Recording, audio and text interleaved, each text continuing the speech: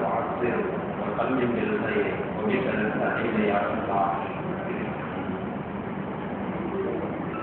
سبحانك لا علم لنا إلا ما علمتنا إنك أنت العليم الحكيم. الحمد لله نحمده ونستعينه ونستغفره ونؤمن به ونتوكل عليه ونعوذ بالله من شرور أنفسنا ومن سيئات أعمالنا. من يهده الله فلا مضل له ومن يضلله فلا هادي له. ونشهد أن لا إله إلا الله وحده لا شريك له. ونشهد أن سيدنا مولانا محمدا عبده ورسوله أما بعد. فقد قال الله تعالى في القرآن العظيم والفرقان المجيد: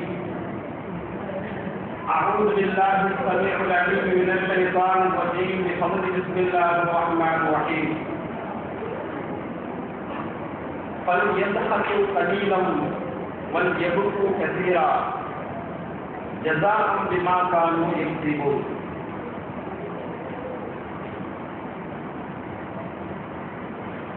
وقال الله تعالى في موضع آخر: وأنه هو أضحك وأبكى. وقال نبينا صلى الله عليه وسلم: لا تكثروا الضحك فإن كثرة الضحك تميت القلب. رواه ابن ماجه. وقال نبينا صلى الله عليه وسلم: حرمت النار على عين دمعت من خشية الله. رواه البخاري ومسلم. وقال نبينا صلى الله عليه وسلم: ليس المؤمن بالطعان ولا باللعان ولا الفاحشة ولا البذيء. رواه الترمذي. அளவற்ற அருளாளனும் நிகரற்ற அன்புடையவனுமாகிய எல்லாம் வல்ல அல்லாஹ்வின் திருநாமம் போற்றி ஆரம்பம் செய்கின்றேன். அகிலத்திற்கு ஒரு அன்புடையாக வந்து நிற்க அண்ணலம் பெருமானார் ரசூலை கரீம் ஸல்லல்லாஹு அலைஹி வஸல்லம் அவர்கள் மீதும் அவர்களை பின்பற்றி ஒழுகிய உத்தம சத்திய சஹாபாக்கள், தாபியீன்கள், தபா தாபியீன்கள் மற்றும் குழுமி இருக்கக்கூடிய நம் அனைவர்கள் மீதும் அல்லாஹ்வின் அருளும் ரஹ்மத்தும் கிருபையும் என்றென்றும் குறித்தாகட்டுமாக. ஆமீன். அஸ்ஸலாமு அலைக்கும் வரஹ்மத்துல்லாஹி தஆலா வ பரகாத்துஹு. கண்ணியத்திற்குரிய அல்லாஹ்வின் நல்லடியார்களே, பெரியோர்களே, தாய்மார்களே, சகோதர சகோதரிகளே,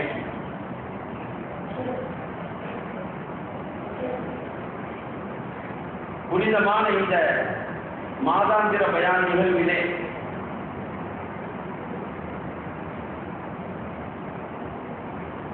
நபிகள் பெருமானார் ஸல்லல்லாஹு அலைஹி வஸல்லம் அவர்கள் அழுத தருணங்களும் அதனால் நாம் எடுத்துக்கொள்ள வேண்டிய படிப்பினைகளும் என்ற விஷயத்திலே என்ற தலைப்பின் கீழ் சில விஷயங்களை நாம் கவனிக்கவிருக்கின்றோம்.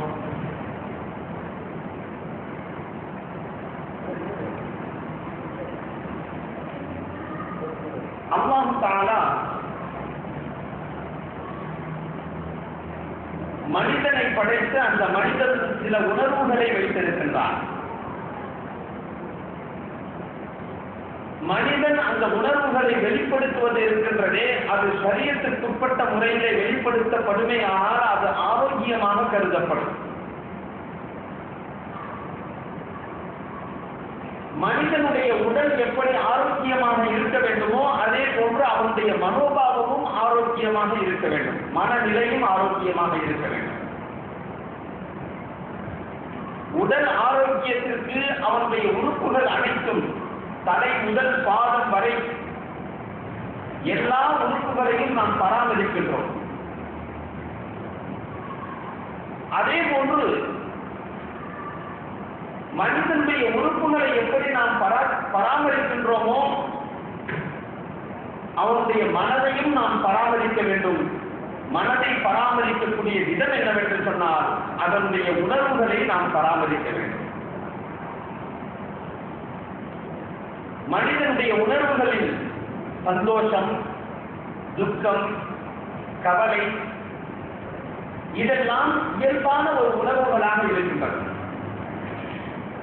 இந்த சந்தோஷம், துக்கம், கவலை என்ற உணர்வுகளுடைய வெளிப்பாடு எப்படி இருக்கும் என்று சொன்னால் அழுகை, சிரிப்பு, மகிழ்ச்சி போன்ற அந்த வெளிப்பாடுகள் விதத்தை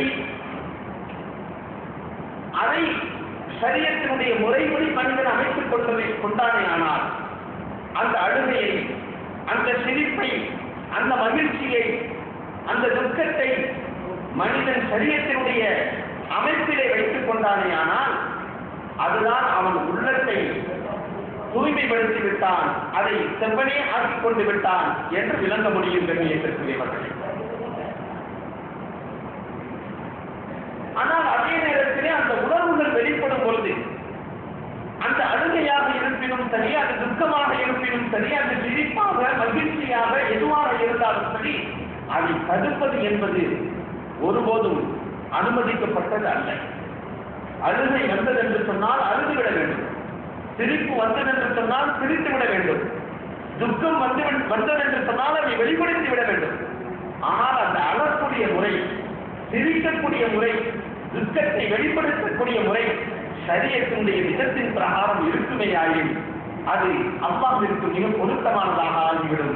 அதனால்தான் அந்த துக்கத்தை, அந்த உணர்வை அடக்கி வைத்து விட்டோம் என்று சொன்னால் எந்த ஒரு மனிதனும் அந்த உணர்வை வெளிப்படுத்தாமல் அவன் தன்னும் அப்படியே முடக்கி வைத்து விட்டான் என்று சொன்னால் மென்டல் இல்னஸ் என்று சொல்லக்கூடிய, மென்டல் இல்னஸ் என்று சொல்லக்கூடிய மனோநோய், மனோதத்துவ ரீதியான வியாதி அவனுக்கு வந்து அவனை சிரமப்படுத்திவிடும் என்பதனாலே ஷரியத் அதை வெளிப்படுத்து என்று சொல்கிறார். அந்த மனோநோய் உனக்கு ஏற்படக்கூடாது என்பதனால் அதை நீ வெளிப்படுத்து, ஆனால் வெளிப்படுத்தக்கூடிய முறையை ஷரியத்தின் பிரகாரம் அமைத்துக் கொள் என்ற அடிப்படையை விளக்கி காட்டுகின்றது கண்ணியத்திற்குரியவர்களே. உணர்வுகளை வெளிப்படுத்தக்கூடிய விதத்திலே மற்ற எல்லா படைப்பினங்களும் வெளிப்படுத்தும். ஆனால் மனித சமுதாயம் வெளிப்படுத்தக்கூடிய அந்த உணர்வுகளை வெளிப்படுத்தக்கூடிய வகையை முழுமையாக பெற்றிருக்கிறான். அழுக வேண்டும் என்று சொன்னாலும் தெளிவாக அழுது விடுவான். அவன் அழுவது பிறருக்கு புரியும். சிரிக்க வேண்டும் என்று சொன்னாலும் தெளிவாக சிரித்து விடுவான். அவன் சிரிக்கக்கூடிய முறை, விதம் எல்லோருக்கும் புரியும். துக்கத்தை வெளிப்படுத்தக்கூடிய முறை என்று சொன்னால் அதையும் தெளிவாக செய்து விடுவான். அது எந்த படைப்பினத்திற்கும், மனிதனை தவிர வேறு எந்த படைப்பினத்திற்கும் அல்லாஹ் தஆலா அதை வழங்கவில்லை என்பதை நாம் கவனத்தில் கொள்ள வேண்டும் என்று. ஆனால் அதே நேரத்திலே அந்த துக்கத்தை, அந்த நிலையை அனைத்திற்கும் ஒரு கட்டுப்பாடு உண்டு என்பதை நாம் விளங்கிக் கொள்ள வேண்டும். பெருமானார் ஸல்லல்லாஹு அலைஹி வஸல்லம் அவர்கள் அறிவிக்கக்கூடிய ஹதீஸ் இப்னு ஹிப்பானிலே இடம்பெற்றிருக்கிறது. மா கல்ல வகஃபா கைரும் மிம்மா கதுர. பெருமானார் ஸல்லல்லாஹு அலைஹி வஸல்லம் அவர்கள் சொன்னார்கள், எந்த ஒரு நிலைக்கும், எந்த ஒரு உணர்வுக்கும், எந்த ஒரு செயல்பாட்டுக்கும் அளவுக்கு அதிகமாக ஆகுவதை விட அளவாக இருப்பது என்பது அது சிறந்தது, அதுதான் போதுமானதுமாகும் என்று பெருமானார் ஸல்லல்லாஹு அலைஹி வஸல்லம் அவர்கள் சொன்னார். மா கல்ல வகஃபா, எந்த ஒன்றும் குறைவாகவும் இருக்க வேண்டும், அது போதுமான அளவும் இருக்க வேண்டும். இந்த அளவிற்கு குறைவாக இருக்கக்கூடாது, அது போதிய அளவாக இருக்கும். அதாவது அது பத்தவில்லை என்று சொல்லக்கூடிய விதத்திலே இருக்கக்கூடாது. சிரிக்கின்றான், மனதை விட்டு சிரித்து விட வேண்டும். சிரிப்பை அடக்கி வைத்துக் கொண்டு அந்த சிரிப்பை வெளிப்படுத்தாமல் இருந்தான் என்று சொன்னாலும் அதுவும் அவனுடைய உடல் நலத்திற்கு தீங்கு விளைவிக்கக்கூடியது.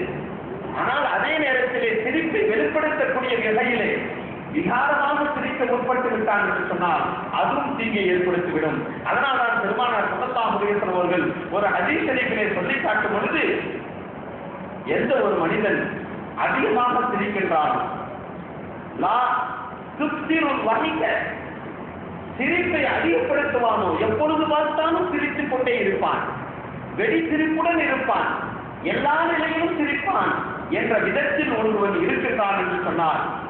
ஆனால் சிரிப்பதற்கு அளவு இருக்கின்றது. ஆனால் அதே நேரத்திலே சிரித்த முகமாக இருப்பதற்கு மாற்றம் தடை செய்யவில்லை. எல்லா நேரத்திலும் சிரித்த முகமாக இருக்க வேண்டும். ஆனால் சிரிப்பதற்கு அளவு இருக்கின்றது.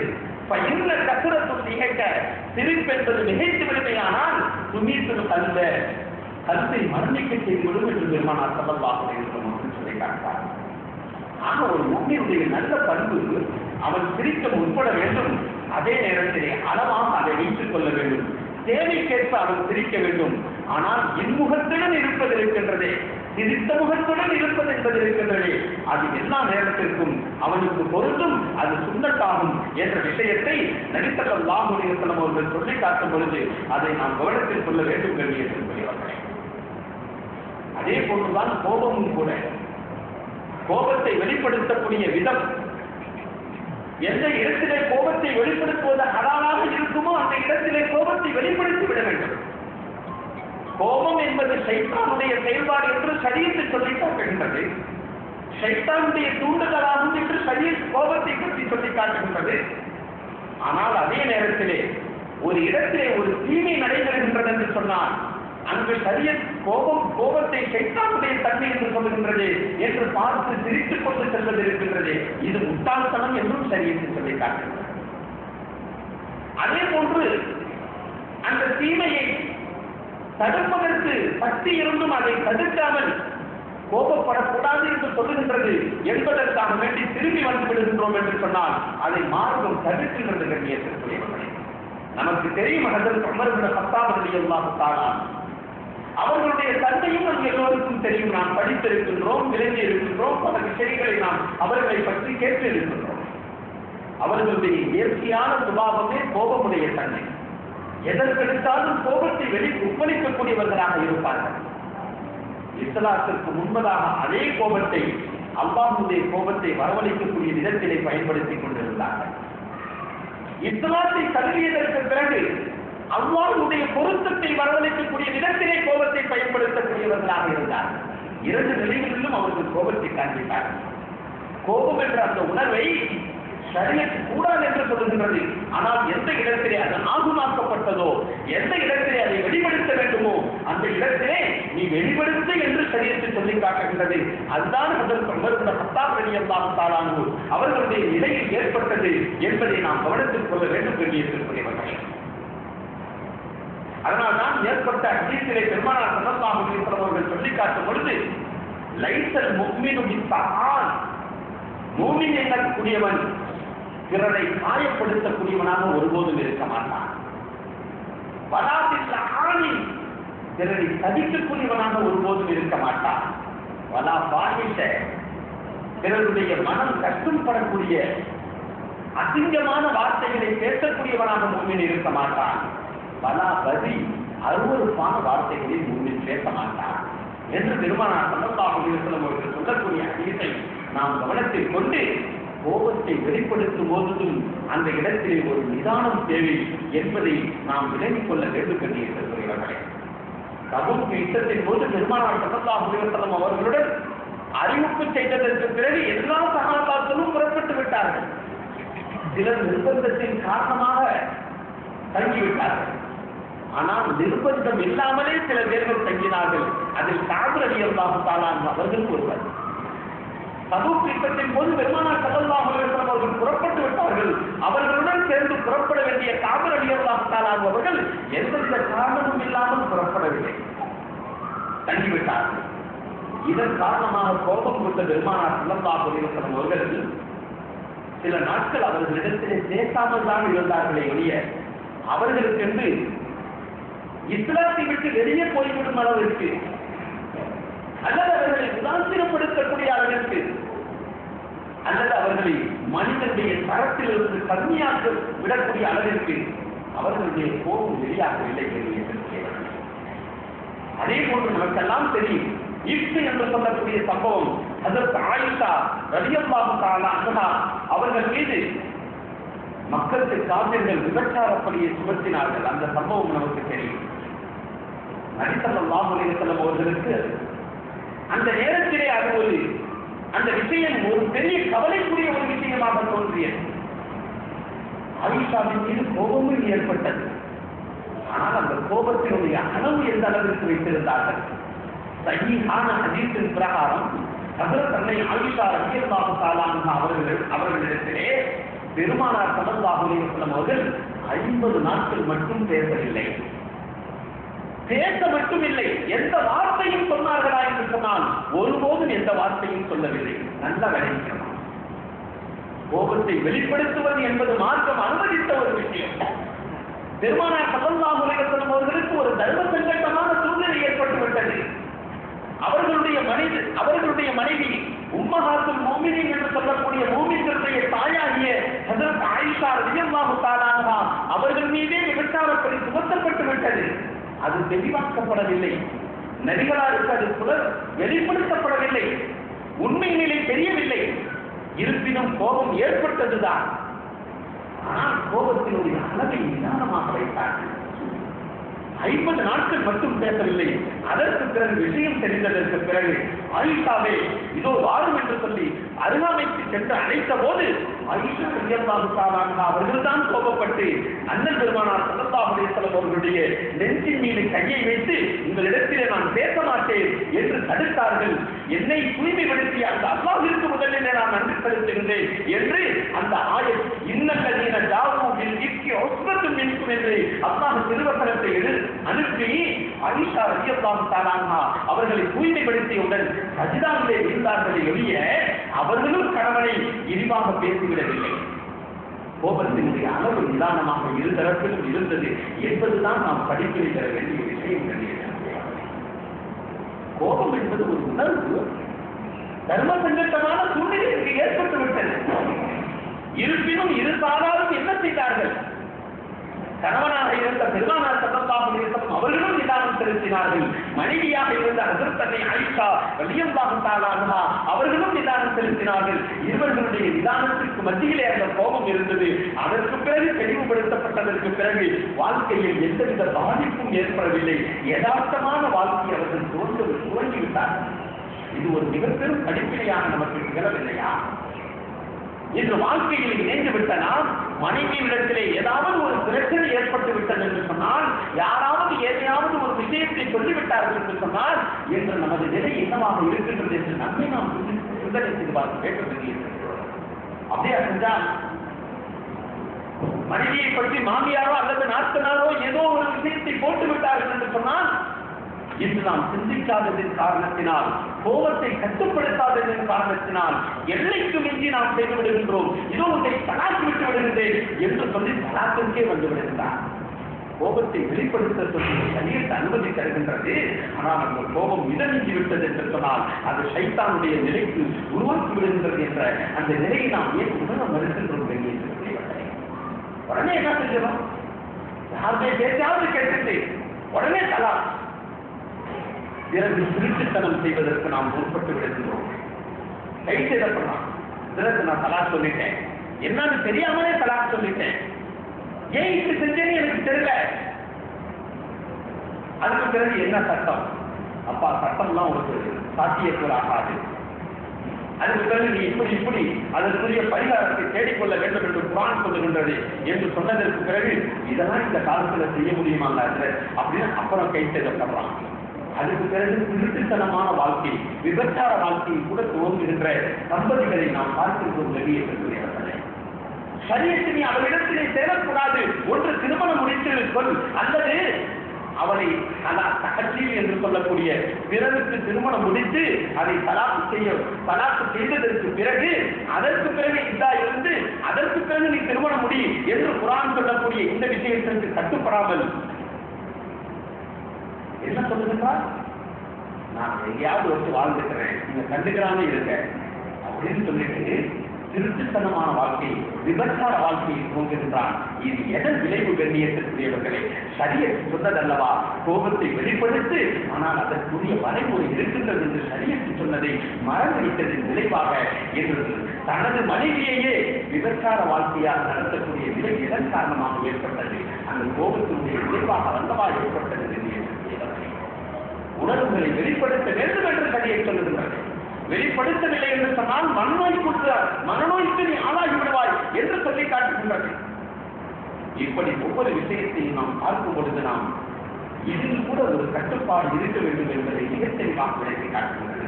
புகாரியுடைய உடனே பெருமானார் ஸல்லல்லாஹு அலைஹி வஸல்லம் அவர்கள் சொன்னார்கள், ஒரு மனிதன் தவறு செய்து விட்டான் என்று சொன்னால் கூட அதிலும் உனக்கு நிதானம் தேவை.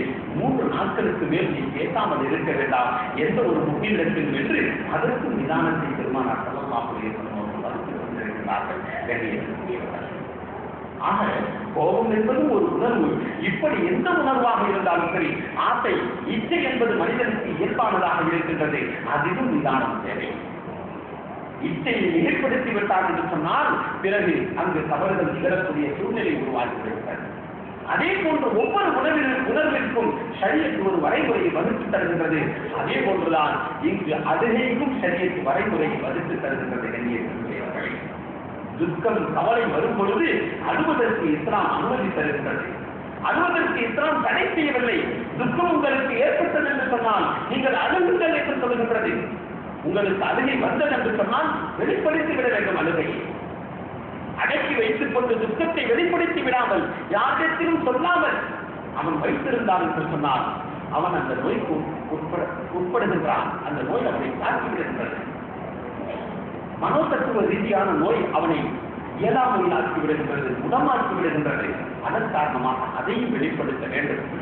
அதைதான் பெருமானார் ஸல்லல்லாஹு அலைஹி வஸல்லம் அவர்களுடைய வாழ்விலே எத்தனை தருணங்களில் அழுந்திருக்கின்றார்கள் என்ற சில விஷயங்களை அதிகப்படியாக எல்லாவற்றையும் எடுத்துச் சொல்ல முடியவில்லை என்று சொன்னாலும் சில தருணங்களிலே நபிகள் பெருமானார் ஸல்லல்லாஹு அலைஹி வஸல்லம் அவர்கள் அழுந்திருக்கின்றார்கள். ஆனால் அந்த அழுகையை அளவாக வைத்திருக்கிறார்கள். ஷரியத்துக்கு உட்பட்ட முறையிலே வைத்திருக்கிறார்கள். அழ வேண்டாம் என்று மார்க்கம் தடுக்கவில்லை, தடை செய்யவில்லை. அந்த அடிப்படையை நாம் கவனத்தில் கொள்ளும் பொழுது பெருமானார் ஸல்லல்லாஹு அலைஹி வஸல்லம் அவர்களுடைய அழுகையை பற்றி நாம் கவனிக்கும் கண்ணியத்திற்குரியவர்களே, அஸ்மாவின் யஸீத் ரலியல்லாஹு தஆலா அன்ஹா அவர்கள் அறிவிக்கக்கூடிய ஹதீஸ் இப்னு மாஜாவின் தபரானியில் இடம்பெறுகிறது. அதே போன்று அனஸ் ரலியல்லாஹு தஆலா அன்ஹு அவர்கள் அறிவிக்கக்கூடிய ஹதீஸ் புகாரியிலே இடம்பெறுகின்றது. 2 பேர்களும் ஒரே நிலையில் தான் அறிவிக்கின்றார்கள். ஆனால் இவர்கள் அறிவிக்கக்கூடிய ஹதீஸ் இப்னு மாஜாவின் தபரானியில் இடம்பெறுகின்றது. அனஸ் ரலியல்லாஹு தஆலா அன்ஹு அவர்கள் அறிவிக்கக்கூடிய ஹதீஸ் புகாரியிலே இடம்பெறுகின்றது. இப்ராஹிம் ரலியல்லாஹு தஆலா பெருமானார் ஸல்லல்லாஹு அலைஹி வஸல்லம் அவர்களுடைய பால்குடி மகன். சக்கராத்துடைய சம்பவம் நமக்கெல்லாம் தெரியும். அவர்கள் தங்களுடைய தாயின் கணவரான, அதாவது பால்குடி தாயின் கணவரான இப்ராஹிம் ரலியல்லாஹு தஆலா நபி ஸல்லல்லாஹு அலைஹி வஸல்லம் அவர்களுடைய மகனாராவார்கள். அவர்களுடைய பால்குடி தாயின் கணவரான அபு யூசுப் என்று சொல்லக்கூடியவர்களுடைய வீட்டிற்கு பெருமானார் ஸல்லல்லாஹு அலைஹி வஸல்லம் அவர்களுடன் நாங்கள் சென்றோம் என்று சஹாபாக்கள் அறிவித்தார்கள். அங்க போகும்போது இப்ராஹிம் ரலியல்லாஹு தஆலா அவர்களை படுக்க வைக்கப்பட்டிருக்கிறார்கள். அவர்கள் மிக மோசமான நிலையில், உடல்நல கோளாறு ஏற்பட்டு மிக மோசமான நிலையில் இருக்கிறார்கள். பெருமானார் ஸல்லல்லாஹு அலைஹி வஸல்லம் அவர்கள் அப்படியே சென்று மகனை பார்த்துவிட்டு அவர்களுடைய முகத்தில் இருக்கக்கூடிய துணியை அகற்றிவிட்டு முகத்திலே முத்தம் எடுத்தார், உச்சியை முகத்தார்கள். பிறகு வந்துவிட்டார்கள். மீண்டும் பெருமானார் ஸல்லல்லாஹு அலைஹி வஸல்லம் அவர்களுக்கு இதே செய்தி மீண்டும் கிடைக்கின்றது. உங்களுடைய மகனார் இப்ராஹிம் ரலியல்லாஹு தஆலா அவர்கள் சக்கராத்தினுடைய நிலையில் இருக்கின்றார்கள் என்ற செய்தி வந்தவுடன் மீண்டும் பெருமானார் ஸல்லல்லாஹு அலைஹி வஸல்லம் அவர்கள் சென்றார்கள். அங்கு செல்லும் பொழுது உயிர் பிரியக்கூடிய தருணம். பெருமானார் ஸல்லல்லாஹு அலைஹி வஸல்லம் அவர்கள் மகனாரை பார்க்கின்றார்கள். பார்த்த உடனே கண்ணீர் விழுந்து நீர் சொட்டுகின்றது, வடிகின்றது. அப்படியே ஓடிக்கொண்டிருக்கிறது. நபி ஸல்லல்லாஹு அலைஹி வஸல்லம் அவர்கள் அழுகையை அடக்கவில்லை. தண்ணீர் வலிந்து கொண்டே இருக்கின்றது. அப்துல் ரஹ்மான் அவுஃப் ரலியல்லாஹு தஆலா பெருமானார் ஸல்லல்லாஹு அலைஹி வஸல்லம் அவர்களை பார்த்து கேட்கிறார்கள், யா ரசூலல்லாஹ், தாங்களுமா அழுகிறீர்கள் என்று கேட்கிறார். அப்பொழுது பெருமானார் ஸல்லல்லாஹு அலைஹி வஸல்லம் அவர்கள் சொன்னார்கள், இப்னு அவுஃபே, அப்துல் ரஹ்மான் அவுஃப் ரலியல்லாஹு தஆலா அவர்களை சொல்கிறார்கள், இப்னு அவுஃபே, அழுகை என்பது அன்பின் வெளிப்பாடு. அழுகை என்பது இந்த நேரத்தில் பல காரணங்களுக்காக வேண்டி அழுகை வரலாம். ஆனந்தத்திற்காக வேண்டி வரலாம், துக்கத்திற்காக வேண்டி வரலாம். ஆனால் இந்த நேரத்திலே எனது பாசத்திற்குரிய மகன் அவன் மீது வைத்திருந்த பாசம், அன்பு, அதனுடைய வெளிப்பாடு அவனுடைய நிலையை துக்கமாக கொண்டு வந்து என்னுடைய கண்கள் கண்ணீரை சிந்துகின்றது என்று பெருமானார் ஸல்லல்லாஹு அலைஹி வஸல்லம் அவர்கள் சொல்லிவிட்டு, எனது உள்ளம் கவலையில் ஆழ்த்துகின்றது, கண்கள் கண்ணீரை சிந்துகின்றது, எனது இறைவன் பொருந்திக் கொண்டதை தவிர வேறு எந்த வார்த்தையும் நாம் சொல்ல மாட்டோம் என்று தன்னுடைய நிலைக்கு விவரம் தெரிவித்தார்கள். என்ன சொன்னாங்க? அழுகுவது என்பது இயல்பான ஒன்று, அது அழுகை வருகின்றது, கண்ணீர் வடிகின்றது. ஆனால் என்னை பார்க்கிறார், ஏதாவது அல்லாஹ்விற்கு பொருத்தமில்லாத வார்த்தையை நான் சொன்னேன் என்று நீங்கள் சொல்ல முடியுமா? இல்லைதானே? அது செய்யக்கூடாது என்று பெருமானார் ஸல்லல்லாஹு அலைஹி வஸல்லம் அவர்கள் சொல்லி, இப்ராஹிமை மகனை பார்த்து சொல்கிறார்கள், இப்ராஹிமே, உனது பிரிவால் எனது மனம் கொந்தளிக்கின்றது, எனது மனம் கவலையால் வாடுகின்றது, அதன் காரணமாக நான் அழுகின்றேன் என்று தனது மகனாரை பார்த்துவிட்டு அழுவித்து சென்று விட்டார்கள். கண்ணியத்திற்குரியவர்களே, இந்த ஹதீஸ் புகாரில் இடம்பெறுகின்றது என்று சொன்னார். நபி ஸல்லல்லாஹு அலைஹி வஸல்லம் அவர்கள் எவ்வளவு பெரிய துக்ககரமான ஒரு நிலையிலும் ஒரு நிதானத்தை வகுத்து தந்திருக்கின்றார்கள் என்பது நமக்கு ஒரு சுன்னத்தான முறை என்பதை நாம் தெளிவாக தெரிவிக்கலாம். அவர்கிட்ட போய் நம்ம எதுவும் சொல்ல முடியாது. ஏன்னா நம்ம மகன் இருந்து பொழுது அழுவீங்க, மார்க்கம் தடை செஞ்சிருக்க அப்படின்னா சொல்லக்கூடாது. இது இயற்பான நிலை, மார்க்கம் அனுமதிக்கின்றது. அழுகை வந்தது என்று சொன்னால் அதை வெளிப்படுத்த சொல்லிக் கொள்கின்றது. ஆனால் நபிகளார் தன்னிலை விளக்கத்தில் என்ன சொல்கின்றார்கள்? அல்லாஹ்விற்கு பொருத்தமான எந்த ஒரு வார்த்தையும் நாம் உச்சரிக்கவில்லையே என்பதை நாம் ஒரு சுன்னத்தான முறையாக எடுத்துக்கொள்ள வேண்டும். நபிகளாருடைய அழுகை நாம் எடுக்கக்கூடிய படிப்பினை இதுதான். எத்துணை சம்பவங்களை நாம் குர்ஆனிலும் ஹதீஸிலும் எடுத்து பார்க்கலாம்.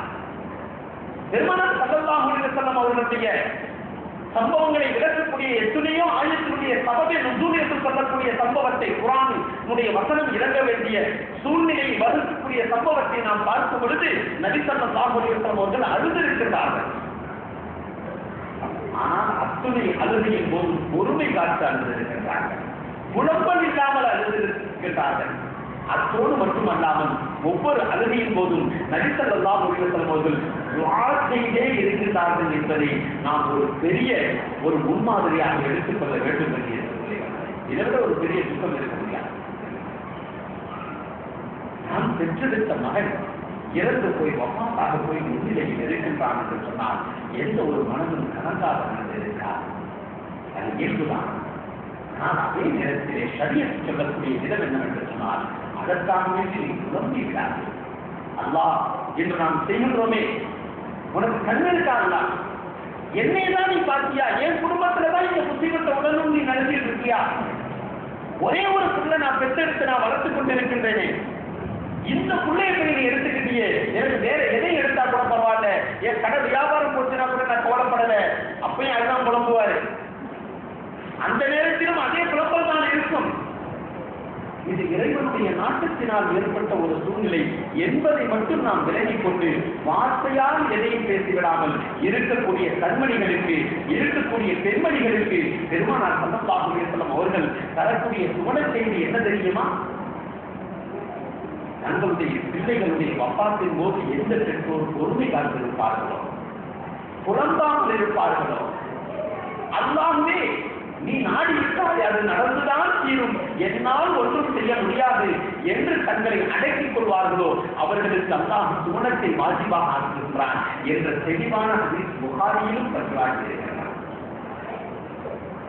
பெருமானார் ஸல்லல்லாஹு அலைஹி வஸல்லம் அவர்கள் இன்னொரு ஹதீஸிலே மிக விரிவாக அறிவிக்கின்றார்கள். அந்த குழந்தையை பார்த்து நீ சுவனத்திற்கு செல் என்று சொல்லி அந்த குழந்தைக்கு அல்லாஹ் தஆலா மறுமை நாளிலே சொல்லுவானாம். அப்பொழுது அந்த குழந்தை சொல்லுவான், யா அல்லாஹ், நான் மட்டும் சுவனம் செல்ல மாட்டேன், என்னுடைய பெற்றோரை என்னுடன் அனுப்பி வை என்று சொல்லி அந்த குழந்தை அல்லாஹ்விடத்திலே சொல்லும் பொழுது அல்லாஹ் சொல்லுவானா, உனது பெற்றோர் நரகத்திற்குரியவர்களாக இருக்கிறேன், அவர்கள் தீமை செய்தார்கள், அதன் காரணமாக அவர்களுக்கு நரகம் வாஜிபாகிவிட்டது, அவர்களை நான் எப்படி அனுப்புவேன் என்று அந்த குழந்தையின் இடத்திலே சொல்லும் பொழுது அந்த குழந்தை சொல்லுமாம், அப்படி என்று சொன்னால் எங்களையும் நீ நரகத்திற்கு அனுப்பிவிடுறதே என்று அல்லாஹ்விடத்திலே சொல்லும் பொழுது நீதவானாகிய அந்த அல்லாஹ், கருணை உள்ளம் படைத்தவனாகிய அந்த அல்லாஹ் உடனே சொல்லுவானாம், நீங்கள் என்ன பாவம் செய்தீர்கள், உங்களை போய் நான் நரகத்திற்கு அனுப்ப நீங்கள் சுவர்க்கம் செல்ல வேண்டும், இருப்பினும் உங்களுடைய கோரிக்கையினால் உங்களுடைய பெற்றோரை நான் சுவனத்திற்கு அனுப்புகிறேன் என்று சொல்லி நரகத்தில் உலகத்திற்கு வாஜிபாக்கப்பட்ட அந்த பெற்றோரை அல்லாஹ் மன்னித்து எதன் காரணமாக பிள்ளை இறந்த தருணத்திலே புலம்பாமல் இருந்ததின் காரணமாக, பொறுத்துக் கொண்டதின் காரணமாக அவர்களை அனுப்பி அந்த பெற்றோர்களுடன் அந்த பிள்ளைகளுடன் சேர்த்து பெற்றோர்களை குலத்திற்கு அனுப்புவார் என்று பெருமானார் ஸல்லல்லாஹு அலைஹி வஸல்லம் சொல்லி காட்டினார். இந்த ஹதீஸ் தான் இன்னொரு ஹதீஸ் புகாரிலே இடம்பெற்றிருக்கின்றது. ஹஜ்ரத் ஆயிஷா ரலியல்லாஹு தஆலா அன்ஹா அவர்கள் அறிவிக்கிறார்கள், யாருடைய குழந்தை 2 குழந்தை வஃபாத்தாகி அவர்கள் பொறுமை காத்திருக்கின்றார்களோ அவர்களுக்கு சுவனம் வாஜிபாகி விட்டது என்று நபிகளார் சொன்னபோது, யா ரசூலல்லாஹ், ஒரு குழந்தை வஃபாத்தாகி விட்டாலுமா என்று சொன்னார்கள் என்று கேட்டார்கள். அப்பொழுது ஆம் என்று பெருமானார் ஸல்லல்லாஹு அலைஹி வஸல்லம் அவர்கள் சொல்லிவிட்டு, வலவு பிஸ்னத்தில் ஒரு குழந்தை மட்டுமல்ல, குழந்தை அபாஷனாகிவிட்டது என்று சொன்னாலும், குழந்தை ஆதி பருவத்திலே வைத்து இருக்கக்கூடிய தருணத்திலே இடைநிலை காலத்திலே கீழே விழுந்து விட்டது, கமல் விழுந்து விட்டது என்று சொன்னாலும் அதற்கும் பொறுத்துக் கொண்டார்கள் என்று சொன்னார். அந்த பெற்றோர்களுக்கு உணவு இருக்கின்றது என்று நபிகளாரினால் நற்செய்தி சொல்லப்பட்ட ஹதீஸ் ஆயிஷா ரலியல்லாஹு தஆலா அன்ஹா அவர்கள் அறிவிக்கக்கூடிய ஹதீஸை நாம் கவனத்தில் கொள்ள வேண்டும் என்று ஆனால் பெருமானார் ஸல்லல்லாஹு அலைஹி வஸல்லம் சொன்னார்கள், அழுகையின் நிதானம் தேவை. லைத்த மின்னா மம் வரவல் ஹுதூத, நம்மை சார்ந்தவர் அல்ல யார் அழுகும் பொழுது முகத்திலே அடித்துக் கொண்டு அழுகிறார்களோ, கதறி கதறி அழுகிறார்கள், கட்டுப்பாடு இல்லாமல் அழுகிறார்கள், பட்டையை பிடித்துக் கொண்டு அழுகிறார்கள், நெஞ்சிலும் மார்பிலும் அடித்துக் கொண்டு முகத்திலே அடித்துக் கொண்டு அழுகிறார்கள், வசத்த விருவ ஆடையை கிழித்து எரித்துக் கொண்டு அழுகின்றார்கள்,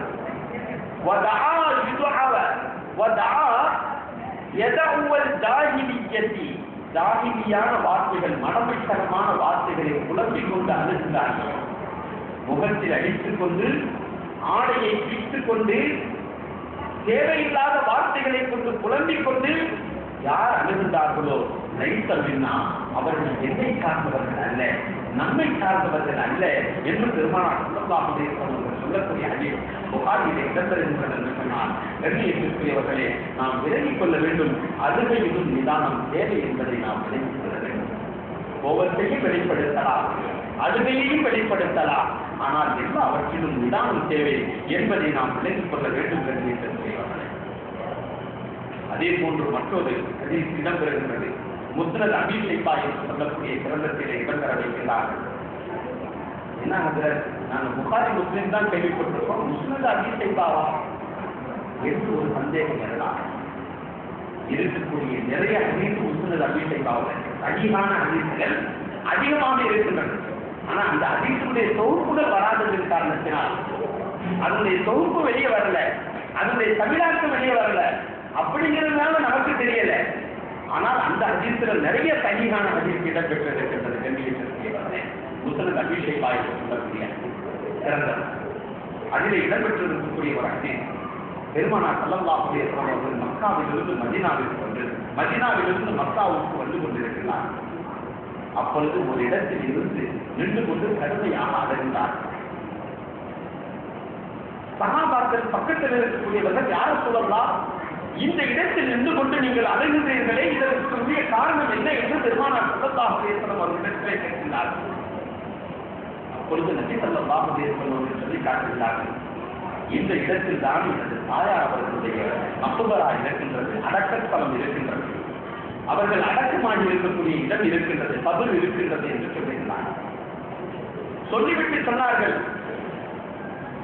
நான் இங்கு வந்த போது அல்லாஹ்விடத்திலே 2 துஆக்களை கேட்டேன். ஒன்று, யா அல்லாஹ், எனது தாயை தியாகத்து செய்யக்கூடிய பாக்கியத்தை எனக்கு தாய் என்று கேட்டேன். அந்த துஆ ஒப்புக்கொள்ளப்பட்டது. மற்றொன்று, யா அல்லாஹ், எனது தாய்க்கு மன்னிப்பு வழங்கு என்று சொல்லி கேட்டேன். அந்த துஆ மறுக்கப்பட்டுவிட்டது என்று பெருமானார் ஸல்லல்லாஹு அலைஹி வஸல்லம் சொல்லிவிட்டு, அதன் காரணமாக நான் அழுகின்றேன் என்று தங்களுடைய அழுகையில் நிதானத்தையும் வைத்துக் கொண்டு அழுகின்றார்கள் என்று சொன்னார். இந்த விஷயத்தை நம்ம இந்த அளவுக்கு தான் வைக்கணும். இந்த இடத்துல நம்ம சர்ச்சைக்கெல்லாம் போகக்கூடாது. அப்ப ஏன் அந்த நான் மன்னிக்க மாட்டேன்னா, அப்புறம் அதுக்கு பிறகு என்ன விளக்கம் இருக்கின்றது, அவர்களுடைய தாயார்கள் பெற்றோர்கள் சொர்க்கவாசியா நரகவாசியா, அவர்கள் முஃமினா இல்லையா, இந்த விஷயம் மார்க்கத்தை தெளிவாக விளக்கப்படாததின் காரணத்தினால் இருக்கவும் செய்யலாம், இல்லாமலும் இருக்கலாம். ஆகையினால் எந்த ஒரு விஷயம் தெளிவாக விளக்கப்படவில்லையோ, தெளிவாக இருக்கிறதுக்கு சில பேர் நிறைய ஆதாரங்கள் காமிக்கிறாங்க. ஆனாலும் எந்த விஷயம் ஆதாரப்பூர்வமாக தெளிவாக விளக்கப்படவில்லையோ அந்த விஷயத்துல நம்ம வாய் திறக்கிறதுக்கு நமக்கு எந்த அருகதையும் இல்லை, தகுதியும் இல்லை என்பதை முதலில் நாம் நினைத்துக் கொள்ள வேண்டும். ஏன்னா அல்லாஹ் எங்கேயுமே சொல்லல, உன்னுடைய ஈமான் அங்கீகரித்திருந்தாங்க நீ முதல்ல இந்த விஷயத்தை விளங்கு. ஸல்லல்லாஹு அலைஹி வஸல்லம் பெற்றோர் முஸ்லீமா இருந்தாங்களா இல்லையாங்கிறத நீ கன்ஃபார்ம் பண்ணிட்டாப்பா உன்னுடைய ஈமான் நான் அக்செப்ட் பண்ணுவேன், ஏற்றுக்கொள்வேன் அப்படின்னு அல்லாஹ் எங்கேயாவது சொல்லியிருக்காங்க? இல்லை. தேவையில்லாத கருத்தைகளை நாம் இடம்பெறுவது இருக்கின்றதே சமயத்தில் ஈமானையே போக்கிவிடும் என்பதை ஒரு ஹதீஸ் அல்ல, பல ஹதீஸின் வாயிலாக பெருமானார் ஸல்லல்லாஹு அலைஹி வஸல்லம் அவர்கள் எச்சரிக்கை செய்ததை நாம் நினைவு கூற வேண்டும் என்று எதிர்பார்க்கிறேன். அவர்கள் முஸ்லிமாக இருக்கின்றார்கள், இல்லாமல் இருக்கின்றார்கள், அல்லாஹு அலம், அவனுக்கு வெளிச்சம். ரப்பு எப்படி நாடு இருக்கின்றானோ அப்படி வைத்துக் கொள்ளட்டும்.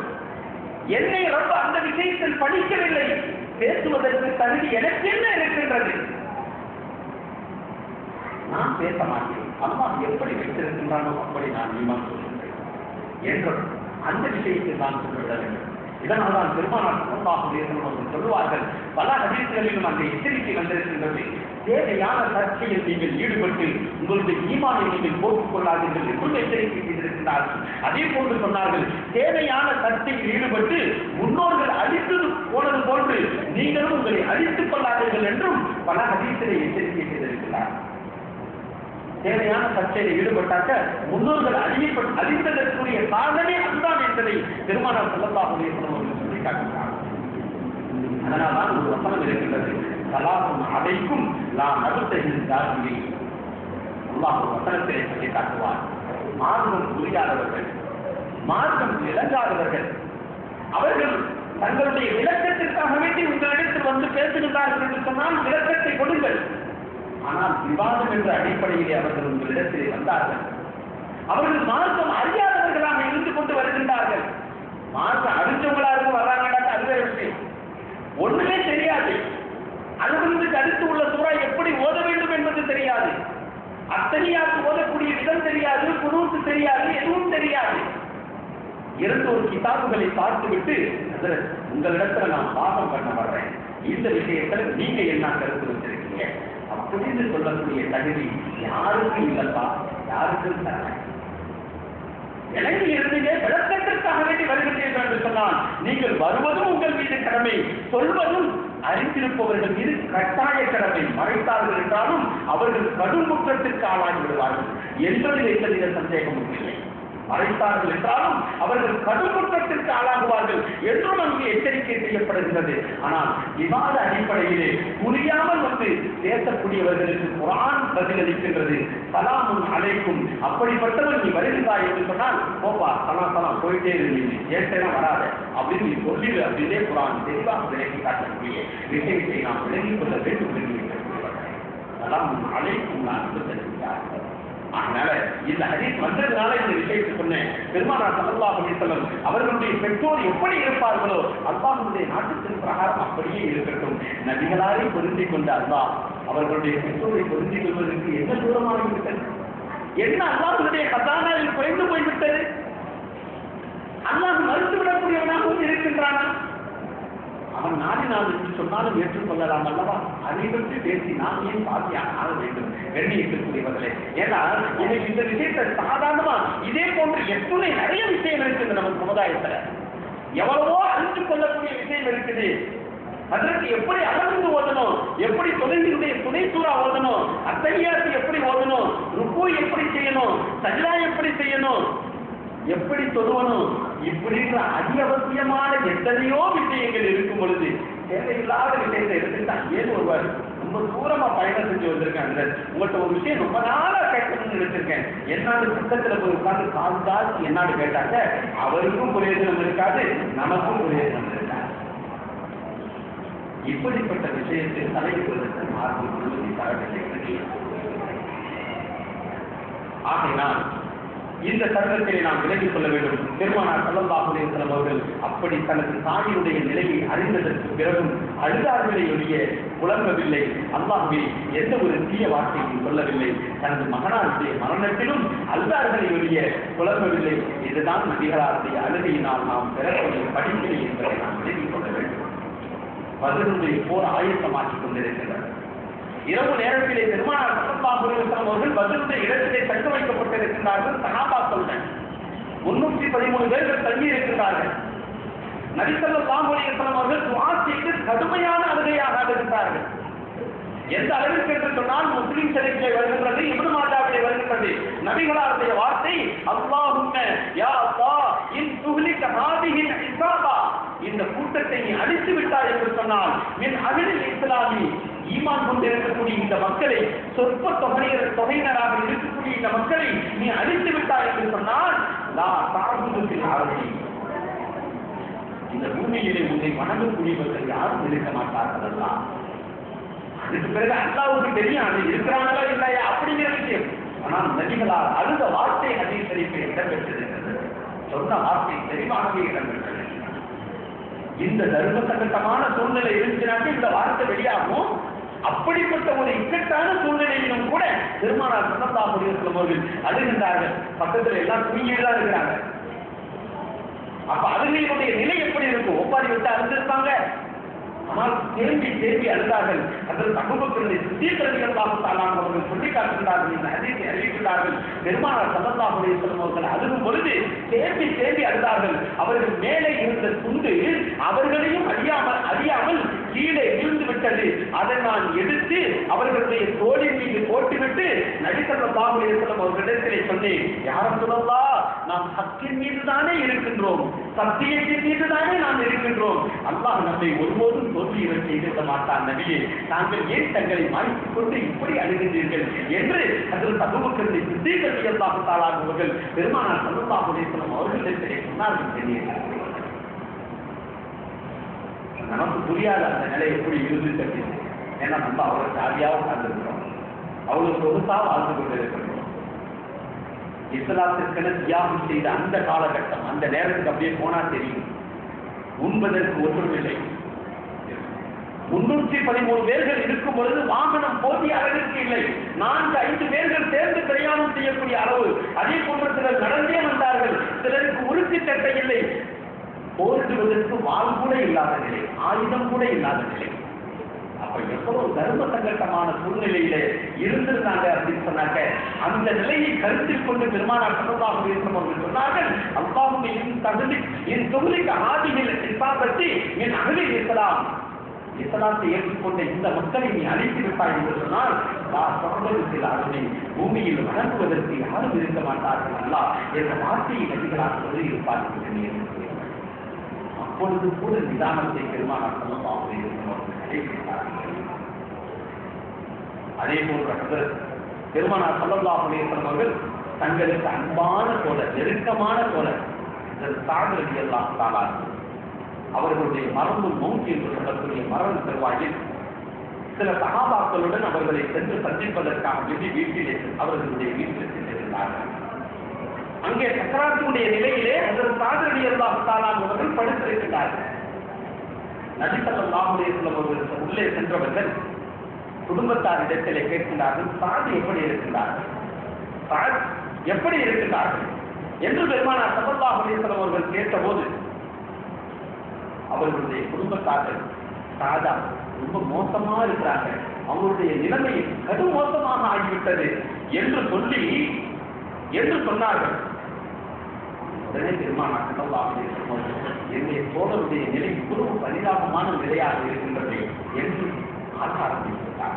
ஸல்லல்லாஹு அலைஹி வஸல்லம் மரண தருவாயில் இருக்கக்கூடிய சாதை பார்த்து மரண மௌத்திலே கஷ்டப்பட்டுக் கொண்டிருக்கக்கூடிய சாத் ரலியல்லாஹு தஆலா அவர்களை பார்த்து நபி ஸல்லல்லாஹு அலைஹி வஸல்லம் அவர்கள் அழ ஆரம்பித்து விட்டார்கள்.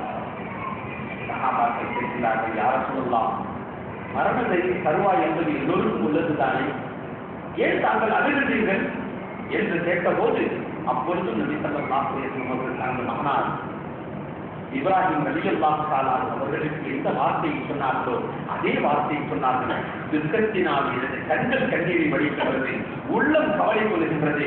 இருப்பினும் குஃப்ரான வார்த்தையை நான் ஒருபோதும் உச்சரிக்கவில்லை, அதை நாங்கள் கூறவும் மாட்டோம் என்று பெருமானார் ஸல்லல்லாஹு அலைஹி வஸல்லம் அவர்கள் சொன்னார்கள். புகாரியிலும் இப்னு மாஜாவிலும் இடம்பெறுகின்றது. கண்ணியத்திற்குரியவர்களே, அந்த நேரத்தில் கூட ஒப்பாரி வைக்கக்கூடாது என்பதற்குரிய உதாரணத்தை நாம் ஹதீஸில் இருந்து பெற்றுக்கொள்ளலாம். அழுகை என்பது உணர்வு. அந்த உணர்வை அடக்குவதற்கு மார்க்கம் கட்டுப்பாடு விதிக்கவில்லை. ஆனால் அந்த உணர்வை வெளிப்படுத்துவதற்கு மார்க்கம் தடை செய்யவில்லை. வெளிப்படுத்த வேண்டும், அது வரம்பு மீறி விடக்கூடாது, அதன் காரணமாக புலம்பல் ஏற்பட்டு விடக்கூடாது என்பதற்காக வேண்டிதான் இத்துணை ஹதீஸ்களை நாம் பார்க்கின்றோம். கண்ணியத்திற்குரியவர்களே, இத்துணை தருணங்களிலும் பெருமானார் ஸல்லல்லாஹு அலைஹி வஸல்லம் அழுதிருக்கின்றார்கள். ஆனால் எத்துணை தருணங்களில் கவலைகளினால் அழுதிருக்கின்றார்களோ அத்துணை தருணங்களிலும் புலம்பாமலும் குஃப்ரான வார்த்தைகளை சொல்லாமலும் தேவையில்லாத செயல்பாட்டில் இறங்காமலும் நெஞ்சில் அடித்துக் கொண்டு மாறில் அடித்துக் கொண்டு கிழித்துக் கொண்டு சஹாபாக்களோ நபிகள் பெருமானார் ஸல்லல்லாஹு அலைஹி வஸல்லம் அவர்களோ செய்யவில்லை, மாறாக துஆ தான் செய்திருக்கிறார்கள் ஒவ்வொரு தருணத்திலும் என்பதை நாம் விலகிக் கொள்ள வேண்டும். கண்ணியத்திற்குரியவர்களே, மார்க்கம் அதைத்தான் சொல்லுகின்றது. நீங்கள் உணர்வுகளை வெளிப்படுத்துங்கள், ஆனால் அதிலே நிதானம் இருக்க வேண்டும் என்று சொல்லுகிறார்கள். அதே போன்று ஆனந்த கண்ணீரும் பெருமானார் ஸல்லல்லாஹு அலைஹி வஸல்லம் அவர்கள் சொல்லியிருக்கிறார். கவலையினால் துக்கத்தினால் எந்த கண்ணீரை பெருமானார் ஸல்லல்லாஹு அலைஹி வஸல்லம் அவர்கள் சிந்தினார்களோ அதே போன்று ஆனந்த கண்ணீரையும் பெருமானார் ஸல்லல்லாஹு அலைஹி வஸல்லம் அவர்கள் சொரிந்திருக்கிறார்கள் என்பதற்கு பல்வேறுபட்ட ஹதீஸ்கள் இருக்கின்றது. ஒரு தடவை பெருமானார் ஸல்லல்லாஹு அலைஹி வஸல்லம் அவர்கள் சஹாபாக்களுடன் அமர்ந்திருந்த போது ஒரு பெண்மணி அவர்கள் வருகிறார். பெருமானார் ஸல்லல்லாஹு அலைஹி வஸல்லம் அவர்கள் அந்த பெண்ணை பார்த்த உடனே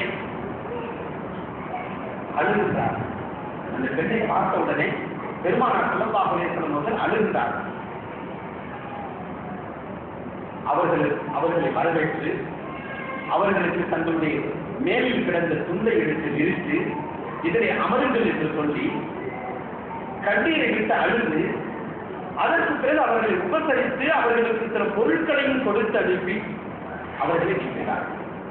அப்பொழுது சஹாபாக்கள் கேட்கிறார்கள், யார சொல்லலாம், இந்த பெண்ணை பார்த்து விட்டதற்கு பிறகு இவ்வளவு மரியாதையும் செலுத்தினீர்கள், ஆனால் அதே நேரத்தில் உங்களுடைய கண்களில் இருந்து கண்ணீர் சொரிந்து கொண்டே இருந்ததே என்று கேட்டபோது, யார் இவர் என்று கேட்டபோது பெருமானார் ஸல்லல்லாஹு அலைஹி வஸல்லம் அவர்கள் சொன்னார்கள், எனக்கு பாலூட்டிய தாய் ஸ்ரீமத்து சாதியா ரலியல்லாஹு தஆலா அன்ஹா அவர்கள் இருக்கின்றார்களே, அவர்களுடைய மகளார் ஆவார்கள் இவர்கள். இவர்களை சந்திக்க வந்தபோது எனது தாயினுடைய ஞாபகம் எனக்கு வந்துவிட்டது. எனது தாய் எனக்கு பாலூட்டியதின் காரணமாக அவர்களுடைய இனத்தானாக்கு என்று சொல்லக்கூடிய அவர்களுடைய கிருபையின் மீது செலுத்தப்பட்ட அந்த நிலை எனக்கு ஞாபகம் வந்துவிட்டது என்பதை விளங்கி நான் அழுதேன். அந்த தருணம் எனக்கு ஞாபகம் வந்துவிட்டது. அதன் காரணமாக அவர்களை கண்ணியப்படுத்தும் பொருட்டு இவர்களை எனக்கு சகோதரி என்ற அடிப்படையிலே அந்த உணர்வாகப்பட்டது என்னை அலர்த்தூட்டி விட்டது என்று பெருமானார் ஸல்லல்லாஹு அலைஹி வஸல்லம் அவர்கள் நீண்ட நாட்களுக்கு பிறகு அவர்களை சந்தித்த சந்திப்பில் ஆனந்த கண்ணீர் விழுகிறேன் என்று சொன்னார்கள் என்பதை நான் பார்க்க முடியும். ஆனந்த கண்ணீர் விழுவதற்கும் அனுமதி இருக்கின்றன. அது இயல்பாக வரக்கூடியதை அடக்கி வைப்பதற்கு அனுமதி இல்லை. இன்னொரு ஹதீஸிலே, இது முஸ்னத் அப்துல் ரஸாக்கிலே இடம்பெறக்கூடிய ஹதீஸ். இன்னொரு ஹதீஸிலே அதே பெண்மணி அவர்கள் ஒருவரிடத்திலே அடிமையாக மாட்டிக்கொண்டு பெருமானார் ஸல்லல்லாஹு அலைஹி வஸல்லம் அவர்களிடத்தில் வருகிறார். ஒரு போர்ல மாட்டிக்கிறாங்க. அந்த போர்ல அடிமையாக கொண்டு வரப்படுகின்றார்கள். அப்பொழுது இவர்கள் உரிமை வேண்டும் என்று பெருமானார் ஸல்லல்லாஹு அலைஹி வஸல்லம் அவர்களிடத்திலே வந்து நிற்கிறாங்க.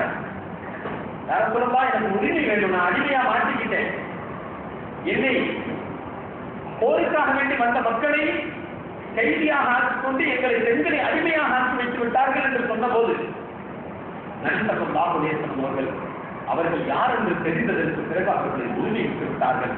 அத்தோடு மட்டுமல்லாமல் சஹாபாக்களுடைய அனுமதியின் பேர் அந்த போரில் குடிக்கப்பட்ட 600 பேர்களையும் பெருமானார் ஸல்லல்லாஹு அலைஹி வஸல்லம் அவர்கள் அந்த ஆனந்த கலைப்பினால் என்னுடைய சகோதரியை நான் பார்த்து விட்டேனே என்ற ஆனந்தத்தினால் பெருமானார் ஸல்லல்லாஹு அலைஹி வஸல்லம் அவர்கள் உரிமை விட்டார்கள் என்ற ஹதீஸிலும் இடம்பெற்று இருக்கின்றது என்பதை நாம் விளங்கிக் கொள்ள வேண்டும் என்று. அதே போன்று முஸஅப் இப்னு உமைர் ரலியல்லாஹு தஆலா அவர்களை பற்றி சிந்தனை செய்யாமல் நாம் இருக்க முடியாது. பெருமானார் ஸல்லல்லாஹு அலைஹி வஸல்லம் அவர்களுடைய உச்ச தோழர் சஹாபி, ஒரு பெரிய சஹாபி. ஸல்லல்லாஹு அலைஹி வஸல்லம் அவர்களுடைய காலத்திலே, நபி ஸல்லல்லாஹு அலைஹி வஸல்லம் அவர்கள் நுபுவத்தை எடுத்து வந்த அந்த காலத்திலே முதலாக தஅவா என்று சொல்லக்கூடிய தூய்மையான பணியை, இஸ்லாத்தில் மக்களை அழைக்கக்கூடிய அந்த உயர்தரமான அந்த பணியை பெருமானார் ஸல்லல்லாஹு அலைஹி வஸல்லம் அவர்கள் மதீனாவிற்கு செல்வதற்கு முன்பே முஸ்அப் இப்னு உமைர் ரலியல்லாஹு தஆலா அவர்களை அனுப்பி அந்த வேலையை செய்ய சொன்னார். அந்த சஹாபியுடைய நிலைமையை பார்த்து பெருமானார் ஸல்லல்லாஹு அலைஹி வஸல்லம் அவர்கள் என்னவென்று சொன்னால், அவர்கள் பெரிய உயர் குலத்தை சார்ந்தவர்கள். அவர்களுடைய உடம்பிலே இருக்கக்கூடிய ஆடையை பல தீனார்களுக்கு, பல லட்சம் தீனார்களுக்கு உரியதாக இருக்கும். அவர்கள் அணியக்கூடிய, அவர்கள் போடக்கூடிய அந்த அத்தரை பார்த்து மக்கள் சொல்வார்கள், இது முசாது செல்லக்கூடிய இந்த தருணமாக இருக்கின்றது என்று வாசனையை பார்த்து செல்லக்கூடிய நிலைக்கு அவர்கள் இருந்தார்கள். அவர்கள் அணியக்கூடிய காரணி எல்லாம் விலை உயர்ந்ததாக இருந்தது. அந்த அளவிற்கு அவர்கள் பெரிய உயர்தரமான வாழ்க்கையை மேற்கொண்ட அவர்கள் புதிய இஸ்லாத்தை ஏற்றுக்கொண்டதன் காரணமாக அல்லாஹ் தஆலா அவர்களை சோதித்தார். யாரை அல்லாஹ் தஆலா அதிகமாக நேசிக்கின்றானோ அவர்களை சோதிப்பதில் அல்லாஹ் தஆலா பின்வாங்க மாட்டார். காரணம், அவர்களை அதிகமாக நேசிக்க வேண்டும் என்பதற்காக, அவர்களுக்கு தன்னை நேசிக்க வேண்டும் என்பதற்காக. அதனால் தான் பெருமானார் ஸல்லல்லாஹு அலைஹி வஸல்லம் அவர்கள் சொல்வார்கள், எல்லோரையும் விட அதிகமாக துன்பப்பட்டவன் நானாகத்தான் இருப்பேன். எல்லா நபிமார்களிலும் விட அதிகமான சிரமம் எனக்கு தான் அல்லாஹ் தஆலா தந்திருக்கின்றான். நான் தான் அதிகமான துன்பத்தை மேற்கொண்டிருக்கின்றேன் என்று பெருமானார் ஸல்லல்லாஹு அலைஹி வஸல்லம் சொல்லியிருக்கிறார்.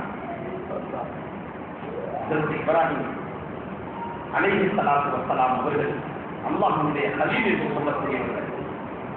ஒரு சோதனை இன்னைக்கு நண்பரை செஞ்சார்கள். 10 சோதனைக்கு மேல் அல்லாஹ் தஆலா செய்து அவர்களை கலீலாக ஆக்கிக் கொண்டார். ஆனால் அந்த சோதனையை போன்று, அதுவாகவே அல்ல, அதை போன்று ஒரு சோதனையை இன்னைக்கு நம்மளிடத்தில் அல்லாஹ் தஆலா டெஸ்ட் பண்ணா கூட இஸ்லாத்தை விட்டு வெளியேறக்கூடிய அபாயம் இருக்கும் வேண்டியவர்களே நமது ஈமானிய நிலையை. ஆனால் இப்ராஹிம் அலைஹிஸ்ஸலாத்து வஸ்ஸலாம் அவர்களை சோதித்ததை அல்லாஹ் தஆலா குர்ஆனிலே பல்வேறுபட்ட இடங்களிலே சொல்லி காட்டுகிறார். யார் அவர்கள்? பெருமானார் ஸல்லல்லாஹு அலைஹி வஸல்லம் அவர்கள் ஹபீப் என்று சொல்லக்கூடிய முஹப்பத்தான நேசராக இருந்தார்கள் என்று சொன்னால், அவர்கள் ஹபீப் என்று சொல்லக்கூடிய தோழராக இருக்கின்றார்கள். அல்லாஹ் ஹஜ்ரத் இப்ராஹிம் அலைஹிஸ்ஸலாத்து வஸ்ஸலாம் அவர்களை சொல்லும் பொழுது எனக்கு ஹபீப் என்று சொல்லுகின்றார், நேசர் என்று சொல்லுகின்றார், எனக்கு தோழர் என்று சொல்லுகின்றார். அந்த அளவிற்கு நெருக்கமானவர்களை எந்த அளவிற்கு சோதனை செய்திருப்பான்? ஒரு சோதனையை கூட கற்பனை செஞ்சு பார்க்க முடியாது. பாலைவனத்துல கொண்டு போய் விடுங்க அப்படின்னு சொன்னாக்க, இன்னைக்கு மார்க்கத்தினுடைய விஷயத்திற்காக வேண்டி ஒரு சின்ன விஷயத்தை நம்ம எடுத்துக்கொள்றதுக்கு, ஒரு கஷ்டத்தை எடுத்துக்கொள்றதுக்கு நம்ம கொஞ்சம் கூட அந்த கஷ்டத்தை சீர்ப்பதற்கு கற்பனை கூட செய்து பார்க்க மாட்டேங்கிறோம். உதாரணத்துக்கு ஒரு சட்டம் இருக்கின்றது, அதை அமல் செய்வதற்கு ஏதாவது ஒரு சிரமம் ஏற்படுகிறது வெளிரங்கத்திலோ உள்ரங்கத்திலோ என்று சொன்னால், இந்த சிரமத்தினால நான் இந்த சட்டத்தை ஒன்றுனேன் அப்படின்னு சொல்லிட்டு விட்டுறோம். அல்லது ஒரு மார்க்க விஷயம் இருக்கின்றது, அதை கேட்டு தெரிந்து கொள்ள வேண்டும் என்பதற்காக வேண்டி அறிந்தவர்களை அணுக வேண்டுமே, அதற்குரிய நேரத்தை ஒதுக்கணும், அதற்குரிய பிரயாணப்படணும், அதற்குரிய தேவைகளை மேற்கொள்ளணும். அப்படிங்கிறதுக்காக வேண்டி இன்னும் தெரியாமலே இத்தனை விஷயங்கள் நம்ம இருக்கிறோம். மார்க்க விஷயம் ஒண்ணும் இல்லைங்க, நம்ம குழந்தைகளை படிக்க வைக்கக்கூடிய விஷயத்தை இருக்குதுங்க.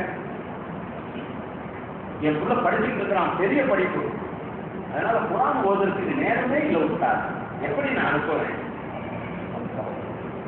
மார்க்கம் தடை செய்யவில்லை பெரிய படிப்பு வைப்பதற்கு, உயர்ந்த கல்வியை கொடுப்பதற்கு மார்க்கம் தடை செய்யவில்லை. ஆனால் அதே நேரத்திலே குர்ஆனை நீ கற்கவில்லை என்று சொன்னால் நீ ஒரு முஃமினே இல்லை, முஃமினுடைய தகுதியை குறைத்து விடுகின்றாய் அல்லது இல்லாமல் ஆக்கி விடுகின்றாய் என்று எச்சரிக்கை செய்யக்கூடியதை இமான் நினைத்து பார்க்கக்கூடாது என்று மார்க்கம் சொல்லி காட்டுகின்றது. ஒவ்வொருத்தரும் அவ்வளவு இருக்குது அவருக்கு, அதுக்குன்னு ஒரு டைமே அவன் கொடுக்க முடியல என்று சொல்லக்கூடிய இந்த நிலையை நாம் பார்க்கும் பொழுது, அல்லாஹ்வுடைய தீனுக்காக வேண்டி எதை வேண்டுமானாலும் நான் செய்வேன் என்ற அடிப்படையிலே துணிந்த இப்ராஹிம் அலைஹிஸ்ஸலாத்து வஸ்ஸலாம் அவர்கள் தான் அழைத்து வருவது கூட எதற்காக வேண்டும் என்று தெரியவில்லை. பச்சிரன் குழந்தையாகிய இஸ்மாயில் அலைஹிஸ்ஸலாத்து வஸ்ஸலாம் அவர்களையும் தனது மனைவியும் அழைத்து வருகின்றார்கள். எந்த இடத்தில் அல்லாஹ் இரு என்று சொல்வான் என்பது கூட தெரியவில்லை. அழைத்து வருகின்றார்கள். பொட்டலான இடம், வனாந்தரமான இடம், மனிதன் உயிர் ஜீவி இருப்பதற்குரிய ஒரு சாத்தியக்கூடே இல்லாத ஒரு இடம். அல்லாஹ் சோதனை செய்கிறார். இங்கதான் உங்களுடைய மகளையும் உங்களுடைய பிள்ளையையும் மகனையும் உங்களுடைய மனைவியும் விட்டு போகணும் அப்படின்னு நீங்க நம்ம எந்த அளவுக்கு நம்மளுடைய ஈமான் இருக்குது அந்த அளவுக்கு தான் அல்லாஹ் நம்மளை சோதிக்கல. ஒரு சின்ன விஷயத்திற்காக வேண்டி, மார்க்கத்தினுடைய கல்விக்காக வேண்டி, மார்க்கத்தை தெரிந்து கொள்ள வேண்டும் என்பதற்காக வேண்டி, அல்லது சரியத்தை பின்பற்ற வேண்டும் என்பதற்காக வேண்டி, சரியத்தினுடைய சட்டத்தை தேட வேண்டும் என்பதற்காக வேண்டி சில சலுகைகளை விட்டுவிட வேண்டும் என்று, சில சுகபோகங்களை குறைத்துக் கொள்ள வேண்டும் என்று சொல்லும் பொழுது நமக்கு பெரிய கோபமும் வருகின்றது, ஆத்திரமும் வருகின்றது. இந்த சட்டத்தை பேசுறதுக்காக நான் இதை எப்படி விட முடியும் அப்படின்னு நம்ம மார்க்கத்தினுடைய சட்டத்தின் மீதே நமது கருத்தை திரிக்க முற்படுத்தக்கூடிய இந்த காலகட்டத்திலே நாம் அதை கற்பனை கூட செய்து பார்க்க முடியாது என்று விட்டார்கள். அல்லாஹ்வுடைய ஆணை இதுவாகவே இருக்கும் என்று சொன்னால் நான் சற்றும் சிந்தித்து பார்க்க மாட்டேன். மனைவிக்கு கூட பதில் கொடுக்க தயங்கும், மனைவிக்கு கூட பதில் கொடுக்கவில்லை. எங்கே விட்டு செல்கின்றீர்கள், ஏன் விட்டு செல்கின்றீர்கள்? பதில் தரவில்லை. அல்லாஹ்வுடைய கட்டளையா என்று மனைவியாக பார்த்து கேட்டபோது ஆம் என்றுதான் சொன்னார்களே ஒழிய அல்லாஹ் சொன்னதை நான் விட்டு செல்கிறேன் என்று கூட தங்களுடைய நாவினால் வெளிப்படுத்தவில்லை என்று சொன்னால் அந்த ஈமானின் உச்சக்கட்ட நிலை எப்படி இருக்கும் என்பதை நான் சிந்தனைக்கு பார்க்க வேண்டும். இதுதான் அவர்கள் தியாகம் செய்தனர். இந்த அடிப்படையை நாம் பார்க்கும் பொழுது முஸ்அப் உமைர் ரலியல்லாஹு தஆலா அவர்கள் மார்க்கத்திற்காகவே அவர்கள் தியாகம் செய்தார்கள். அவ்வளவு பெரிய பணக்காரர், செல்வ சீமான், செல்வ சரித்திலே வாழ்ந்தவர்கள். தன்னுடைய பெற்றோர்களிடத்திலே வந்தார்கள், நான் முஹம்மதை கொண்டு ஈமான் கொண்டேன் ஸல்லல்லாஹு அலைஹி வஸல்லம், அவர்கள் கொண்டு வந்த தீனை நான் ஏற்றுக்கொண்டேன் என்று சொன்னவுடனே பாசமாக வளர்த்த பிள்ளையை கூட எதிரியாக பார்த்து முற்பட்ட போது என்னுடைய வீட்டை விட்டு வெளியே செல் என்று சொன்னார்கள். வளர்த்துக்கு தயங்களை வெளியே புறப்பட்டாங்க. இன்னும் கண்ணஞ்சக்காரர்களாக அவர்களுடைய பெற்றோர்கள் இருந்த போது சொன்னார்கள், நான் சம்பாதித்து கொடுத்த ஆடையை அணிந்து கொண்டால் வெளியே செல்கின்றால் அதையும் அவிழ்த்து வைத்து விட்டு செல் என்று சொன்ன போது உடம்பிலே ஒரு சிறிய துணியை தவிர எதுவும் இல்லாமல், ஒன்றுமே இல்லாமல் அத்துணை சுகமோகங்களையும் துறந்து எரிந்துவிட்டு அங்கே வெளியே இருக்கிறார்கள்.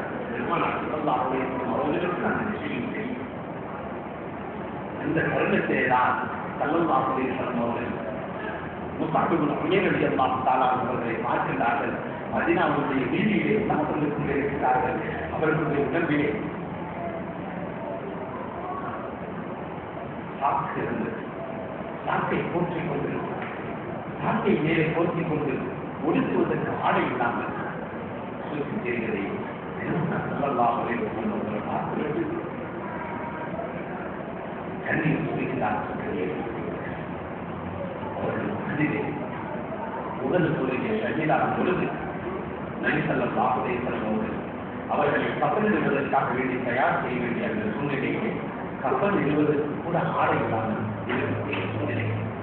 தலைக்கு இழுத்தார்கள் என்று சொன்னால் கால் பற்றவில்லை, காலுக்கு இழுத்தார்கள் என்று சொன்னால் தலைக்கு பற்றவில்லை. அப்பொழுது நபி ஸல்லல்லாஹு அலைஹி வஸல்லம் அவர்கள் தலைக்கு அந்த துணியை இழுத்து விட்டு சொன்னார்கள், இதற்கு என்று சொல்லக்கூடிய புல்லை போட்டு காலை மூடிவிடுங்கள் என்று சொல்லிவிட்டு அந்த முஸ்அப் அவர்களை தஃபன் செய்யக்கூடிய வேலைகளை பெருமானார் ஸல்லல்லாஹு அலைஹி வஸல்லம் அவர்கள் ஈடுபட்டது போது சிரிப்புடன் சேர்த்து அழுகின்றார்கள். சிரிப்புடன் சேர்த்து அழுகின்றார்கள். மதீனாவிலே சாப்புடன் பார்த்தபோது பெருமானார் ஸல்லல்லாஹு அலைஹி வஸல்லம் அவர்கள் கவலையுடன் அழுதார்கள்.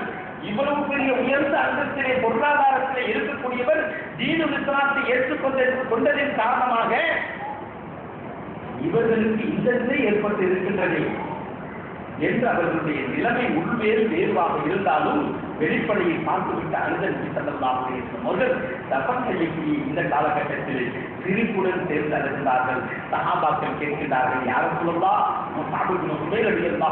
அவர்களுடைய நிலை இவ்வாறு இருக்கும் பொழுது தாங்கள் அளவும் செய்கின்றீர்கள், முகத்திலே சிரிப்பும் ஏற்படுகின்றது என்று கேட்டபோது பெருமானார் ஸல்லல்லாஹு அலைஹி வஸல்லம் அவர்கள் சொன்னார்கள், எனது அருமை தோழரே, முஸாபை அல்லாஹ் தஆலா பொருந்தி கொண்டதை எனக்கு விளக்கினான், அவர்களுடைய சுவனலோகத்தை எனக்கு காட்டினான். முஸாபு சுவனத்திற்கு பாக்கியக்காரராக ஆகிவிட்டாரே, அவருடைய அந்தஸ்தை அல்லாஹ் உயர்த்தி விட்டானே, இந்த உலகத்திலே இவ்வளவு கஷ்டத்தை துணித்து இவர்களை அல்லாஹ் பொருத்தி கொண்ட ஒரு நன்மாராயணத்தை இப்பொழுதே வழங்கி விட்டானே என்பதை பார்த்து எனது கண்கள் ஆனந்த கண்ணீர் வடிக்கின்றது. அவர்கள் பட்ட சிரமத்தை நான் பார்த்து அழுதேன், இருந்தாலும் அவர்களுடைய பதவியை விளைத்து ஆனந்த கண்ணீர் வடிக்கின்றேன் என்று பெருமானார் ஸல்லல்லாஹு அலைஹி வஸல்லம் அவர்கள் சொல்லி காட்டினார்கள் என்று சொன்னார். அந்த நேரத்திலும் புலம்பவில்லை, இந்த நேரத்திலும் ஆனந்த கண்ணீரை வடிப்பதற்கும் தயங்கவில்லை. இதுதான் பெருமானார் ஸல்லல்லாஹு அலைஹி வஸல்லம் அவர்களின் அழுகையின் மூலமாக பெறக்கூடிய படிப்பின் கண்ணியத்திற்குரியவர்கள். அதே போன்ற சஹாபாக்களுடைய வாழ்க்கையிலும் ஏற்படுகிறது. பெருமானார் ஸல்லல்லாஹு அலைஹி வஸல்லம் அவர்களுக்கு பிறகு உமர் இப்னு கத்தாப் ரலியல்லாஹு தஆலா அவர்களுடைய ஆட்சி காலம், அவர்கள் அதற்கு பிலால் ரலியல்லாஹு தஆலா அவர்களை அழைத்து அவர்களுக்கு ஒரு இடம் கொடுக்கிறார். போரில் கிடைத்த ஒரு சதுர நிலம், அந்த நிலத்தை அதற்கு பிலால் ரலியல்லாஹு தஆலா அவர்களுக்கு கொடுக்கலாமே என்று சொல்லி கொடுக்கிறார்கள். அவங்க அனுபவிச்சாங்களா இல்லையா, அவங்க தர்மம் பண்ணாங்களா, எங்க போச்சு அப்படிங்கிறது வேற விஷயம்.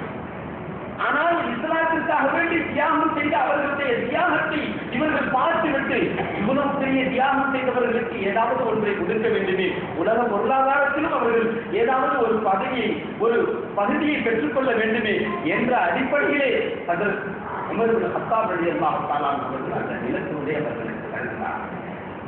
அப்பொழுது கத்தாப் இப்னு அரஸ் ரலியல்லாஹு தஆலா அவர்கள் அருகாமையில் இருந்து கொண்டு, அமீருல் முஃமினீன் அவர்களே, அவர்களுக்கு ஒன்றும் தாங்கள் அந்த நிலத்தை தருகின்றீர்களே ஏன் என்று சொல்லி கேட்டபோது அதற்கு உமர் ரலியல்லாஹு தஆலா அவர்கள் அதற்கு பிலால் ரலியல்லாஹு தஆலா அவர்களுடைய தியாகத்தை நினைவு கூர்ந்து சொன்னார்கள். இவ்வளவு தியாகத்தை மேற்கொண்ட இவர்கள், இஸ்லாத்திற்காக வேண்டி தங்களை அர்ப்பணம் செய்த இவர்கள், எதிரிகள் எல்லாம் இவர்களை அடிமையாக ஆக்கி மிருகத்தை விட கேவலமான நிலையில் இவர்களை வைத்திருந்து இஸ்லாத்தை ஏற்றுக்கொண்ட ஒரே காரணத்தினால் யாருக்கும் கொடுக்கிறாத துன்பத்தை முதலாக இவர்கள் சகித்தார்கள், இவர்கள் பெற்றார்கள். அப்பொழுதும் இவர்கள் பின்வாங்காமல் அல்லாஹ்வை அகதி என்று வணக்கத்திற்குரியவன் ஒருவர் தான், நீங்கள் வணங்கக்கூடிய பல்வேறுபட்ட சிலைகளை, தினமொரு சிலைகளை நான் ஏற்றுக்கொள்ள மாட்டேன் என்று தெளிவாக உச்சரித்து இஸ்லாத்தை தங்களுடைய உள்ளத்திலே நிறுத்திக் கொண்டார்கள். இந்த தியாகத்தை நான் நினைவு கொண்டேன், அதை பார்த்தேன். நான் பொறுப்பில் இருக்கும்போது அவர்களுக்கு ஒரு பொருளாதாரத்தை கொடுக்கலாமே என்று எண்ணி நான் அவர்களுக்கு வணங்கினேன் என்று கத்தாப் இப்னு அரஸ் ரலியல்லாஹு தஆலா அவர்களுக்கு உமர் இப்னு கத்தாப் ரலியல்லாஹு தஆலா அவர்கள் விளக்கம் தரும் பொழுது கத்தாப் இப்னு அரஸ் ரலியல்லாஹு தஆலா அவர்கள் அப்பொழுது சொன்னார்கள், அமீருல் முஃமினீன் அவர்களே, நான் மட்டும் என்ன, இதோ எனது முதுகை பாருங்கள் என்று சொல்லி தங்களுடைய முதுகை எடுத்து காண்பிக்கிறார்கள். குஃபார்கள் தீ மூட்டி அந்த தீயில் என்னை தூக்கி எரிந்தார்கள். கத்தாப் இப்னு அரஸ் ரலியல்லாஹு தஆலா குஃபார்கள் தீ மூட்டி நெருப்பை இப்ராஹிம் அலைஹிஸ்ஸலாத்து வஸ்ஸலாம் அவர்களை நம்ரூத் எப்படி சோதனை செய்தானோ அதே போன்று ஒரு நிலை கத்தாப் இப்னு அரஸ் ரலியல்லாஹு தஆலா அவர்களுக்கு ஏற்படுகின்றது. நெருப்பை மூட்டி அந்த நெருப்பிலே கத்தாப் இப்னு அரஸ் ரலியல்லாஹு தஆலா அவர்களை தூக்கி எறிந்தார். அப்பொழுது கத்தாப் இப்னு அரஸ் ரலியல்லாஹு தஆலா அவர்களுடைய உடம்பிலிருந்து கொழுப்புகள் அப்படியே கரைந்து நீராக வடித்தது. அதன் காரணமாக அவர்கள் மயக்கமுற்றதின் காரணமாக அந்த மயக்கத்தினால், அந்த நீர் வடித்ததினால் அந்த நெருப்பு அணைந்தது. அதற்கு பிறகு அவர்கள் மயக்கம் தெளிவுற்று எழுந்தார்கள். ஆனால் தீக்காயம் உடம்பிலே இருந்து கொண்டிருந்தது. அதை அதற்கு உமர் கத்தாப் ரலியல்லாஹு தஆலா அவர்களுக்கு காண்பித்து சொன்னார்கள், எனக்கு நிலம் வேண்டாம், துஆவை தாருங்கள், அல்லாஹ் என்னை பொருந்தி கொள்ளட்டும் என்று கத்தாப் இப்னு அரஸ் ரலியல்லாஹு தஆலா அவர்கள் பொறாமையின் காரணமாக சொல்லவில்லை, பிலாலுக்கு மட்டும் தண்ணீரை என்ற எண்ணத்தில் சொல்லவில்லை, உங்களுடைய ஆதங்கத்தினுடைய துஆ எனக்கும் கிடைக்கட்டும் என்று பெருமானார் ஸல்லல்லாஹு அலைஹி வஸல்லம் அவர்களுடைய தோழராகிய கலீஃபாவாகிய இதற்கு உமர் இப்னு கத்தாப் ரலியல்லாஹு தஆலா அவர்களிடத்திலே கத்தாப் இப்னு அரஸ் ரலியல்லாஹு தஆலா அவர்கள் சொல்லி காட்டினார்கள். அதே போன்று பல்வேறுபட்ட விஷயம் உஹது போரிலே கத்தாதா ரலியல்லாஹு தஆலா அவர்கள் நபி ஸல்லல்லாஹு அலைஹி வஸல்லம் அவர்களை காப்பாற்றுவதற்காக வேண்டி எதிரியிடத்திலே சவாலிட்டவர்களாக பெருமானார் ஸல்லல்லாஹு அலைஹி வஸல்லம் அவர்களை பாதுகாக்க வேண்டும் என்பதற்காக வேண்டி எதிரிகளுடைய அம்பை சுத்தி சுத்தி வந்து தங்களுடைய மேனியில் தாங்கிக் கொண்டார்கள். அந்த நேரத்திலே அவர்களுடைய கண் போய்விட்டது. பெருமானார் ஸல்லல்லாஹு அலைஹி வஸல்லம் அவர்கள் கத்தாதா ரலியல்லாஹு தஆலா அவர்கள் கண் பார்வையற்ற நிலையிலே மிகப்பெரிய காயமுற்று இருந்ததின் காரணத்தினால் மஸ்ஜிது நபவிக்கு அருகாமையிலே ஒரு இடத்தை தந்து இங்கே நீங்கள் தங்கிக் கொள்ளுங்கள் என்று சொன்னார். அந்த இடத்துல அவங்க தங்கிக்கிட்டாங்க. ஆனா தொழில்கெல்லாம் வர முடியாது, அவ்வளவு பெரிய காயம். சின்ன காயம் இல்லை. நம்மள மாதிரி ஒரு சின்ன காய்ச்சல் இருந்தா கூட பள்ளிக்கு வராத நிலையில் சஹாபாக்கள் இருக்க மாட்டார்கள். பள்ளிக்கு அருகாமையில் இருந்தார்கள். ஆனால் அது சொல்ல போனால் மரண மௌத் என்று சொல்லக்கூடிய மரண தருவாய் கொண்டு அவர்களுடைய நிலை இருந்தது. அதன் காரணமாகத்தான் ஹதீஸ் ஷரீஃபிலே வருகிறது, பெருமானார் ஸல்லல்லாஹு அலைஹி வஸல்லம் அவர்கள் எப்பொழுதெல்லாம் தொலை வைக்க வருவார்களோ, மஸ்ஜிது நபவிக்கு வருவார்களோ, சென்று கத்தாதா ரலியல்லாஹு தஆலா அவர்களை பார்த்துவிட்டு உள்ளே வருவார்கள். அவர்களுடைய நிலை ஒரு முறை பெருமானார் ஸல்லல்லாஹு அலைஹி வஸல்லம் அவர்களை பார்த்து கண்ணீர் விட்டு அழுதுவிட்டார்கள். மஸ்ஜிது நபவிக்கு வந்து அழுதார்கள். சஹாபாக்கள் கேட்டபோது எனது சோதரி அல்லாஹ் தஆலா பொருந்திக் கொண்டான், இருப்பினும் அவர்கள் உலக விஷயத்திலே உலக நிலையிலே கஷ்டப்பட்டுக் கொண்டிருக்கிறார்கள் என்று அவர்களுடைய நிலையை விவரித்து காட்டினார்கள் பெருமானார். அதே போன்று அந்த நேரத்திலும் தான் ஆனந்த கண்ணீரையும் சொரிந்தார்கள் என்ற ரிவாயத் வருகின்ற கண்ணீரத்திற்குரியவர்களே. பெருமானார் ஸல்லல்லாஹு அலைஹி வஸல்லம் அவர்கள் குர்ஆன் ஓதும்போது கூட அழுதிருக்கிறார்கள். ஒரு வசனம் வருகின்றது, அல்லாஹ் தஆலாவுடைய வசனம், وَإِذَا سَمِعُوا مَا أُنزِلَ إِلَى الرَّسُولِ تَرَى أَعْيُنَهُمْ تَفِيضُ مِنَ الدَّمْعِ என்று ஒரு வசனத்தை அல்லாஹ் தஆலா அருளி இருந்ததை நபி ஸல்லல்லாஹு அலைஹி வஸல்லம் அவர்கள் கேட்கிறார். وَإِذَا سَمِعُوا அந்த மக்கள் அந்த வசனத்தை கேட்பார்கள். மா உன்சில இல ரசூலி அல்லாஹ்விற்கு அருளப்பட்ட அந்த வசனத்தை கேட்பார்கள். தரா அயுனஹும் அவர்களுடைய கண்கள் கண்ணீரை வடிக்கும். தஃபீது மினல் தம்இ இரத்த கண்ணீராக அது வடிக்கும். அவர்களுடைய கண்கள் கண்ணீரை வடிக்கும் என்று அல்லாஹ் தஆலா அந்த வசனத்தை சொல்லி காட்டுகிறார். அல்லாஹ்வுடைய வசனத்தை வாசிக்கும் பொழுது, அதை கேட்கும் பொழுது அந்த நிலை ஏற்பட வேண்டும். நீங்கள் குர்ஆனை படிக்க தெரியாது அல்லது படிக்க தெரிகிறவங்க, குர்ஆனை ஓத தெரியக்கூடியவர்கள் எந்த சூறாவுக்குள்ள அர்த்தத்தை பார்க்கிறது இல்லை. அல்லாஹ் இங்கு எதற்காக அருள் இருக்கின்றான், இந்த வசனத்துல என்ன விளக்கத்தை சொல்றான், இது எந்த சம்பவத்தை குறித்து அருளப்பட்டது, இந்த சம்பவத்தை இந்த வசனத்தில் எந்த சம்பவத்தை அல்லாஹ் தஆலா விளக்கி தருகின்றான் என்பதை படித்து பார்க்க கூட நேரம் இல்லை. ஆனால் பெருமானார் ஸல்லல்லாஹு அலைஹி வஸல்லம் அவர்கள் குர்ஆனை பற்றி சொல்லி காட்டும் பொழுது, இக்ராஉல் குர்ஆன், குர்ஆனை நீங்கள் படியுங்கள், தபக்கு குர்ஆனை ஓதும் பொழுது நீங்கள் அழுகுங்கள், ஃபஇல்லம் தபக்குன உங்களுக்கு அழுக வரவில்லை என்று சொன்னால் தபாக்கு அழுவது போன்று நீங்கள் மகாமணியாக செய்வீர்கள். குர்ஆனை பார்த்து நீங்கள் ஓதுங்கள், அதை ஓதும் பொழுது நீங்கள் அழுகுங்கள். அதிலே சொல்லக்கூடிய விஷயத்தை நரகத்தை பற்றி சொல்லுகின்றான். அந்த நரகத்திலே என்ன தண்டனை கிடைக்கும் என்ற விஷயத்தை பார்த்து உணர்ந்து கொள்ளுங்கள். அல்லாஹ் இந்த நரகத்தை விட்டு என்னை காப்பாற்றிவிடு என்ற உணர்வுடன் நீங்கள் அந்த குர்ஆனை வசனத்தை ஓதுங்கள். சுவனத்தினுடைய வசனத்தை நீங்கள் கவனிக்கும் பொழுது, அல்லாஹ் இந்த சுவனத்தை எங்களை மேய வைக்க மாட்டாயா என்ற ஏக்கத்துடன் நீங்கள் ஓதுங்கள். அந்த உணர்வு உங்களிடத்திலே வர வேண்டும். அப்படி குர்ஆன் ஓதுங்கள். அப்படி ஓதும் பொழுது கூட உங்களுக்கு அழுகை வரவில்லை என்று சொன்னால், இல்லம் தபுக்கூன நீங்கள் அளவில்லை என்று சொன்னால் தபாக்கு அழுவது போன்றாவது நீங்கள் பாவனை செய்யுங்க. அரசு அடிச்சுக்கிட்டு விளையாடு எடுத்து சிரிச்சுக்கிட்டு குர்ஆனை ஓதுறது, குர்ஆனுக்குள்ள அதவு ஒழுக்கம் அது இல்லாமல் ஓதுவது. குர்ஆனை எப்படி வேணாலும் ஓதுறதுல தப்பு இல்லை. ஆனால் குர்ஆனுடைய மரியாதை என்று ஒன்று இருக்கின்றது. குர்ஆன் உயர்ந்த ரப்பல் ஆலமீனாகிய அல்லாஹ்வுடைய புறத்திலிருந்து வந்த வேதம். அந்த வேதத்திற்கு அவனுக்கு கொடுக்கக்கூடிய மரியாதை போன்று குர்ஆனுக்கு கொடுக்க வேண்டும். காரணம், குர்ஆன் என்பது இறைவனுடைய வார்த்தை. அது ஒரு எழுத்தாக இருப்பினும் சரி, அல்லாஹ்வுடைய வார்த்தையை நாம் வாசிக்கின்றோம். குர்ஆனை வாசிக்கும் பொழுது இறைவனிடத்திலே நேரடியாக பேசுகின்றோம் என்று சொன்னால், குர்ஆனுக்கு ஒரு மரியாதை இருக்கின்றது, ஒரு முறை இருக்கின்றது. ஒது இல்லாமல் அந்த குர்ஆனை இருக்கக்கூடாது. குர்ஆன் ஓதும்போது மரியாதை இருக்கணும். சாதாரணமா ஒரு மனுஷன் வந்துட்டாண்டா கூட அவன்கிட்ட பேசும்போது அவனுடைய தகுதிக்கேற்றவாறு மரியாதை செலுத்துகின்றோம். மரியாதை செலுத்தவில்லை என்று சொன்னாலும் நடிக்கிறோம்ல, ஒண்ணுமே இல்லைன்னா கூட நடிக்கிறோம்ல. இல்ல ஒரு பெரிய மனுஷன் வந்திருக்கா, அவன்கிட்ட பேசும்போது நம்ம கால் மேல கால் தூக்கி போட்டுக்கிட்டு சட்டை இல்லாம அல்லது படுத்துக்கிட்டு சாஞ்சுக்கிட்டு பேசுவோமா?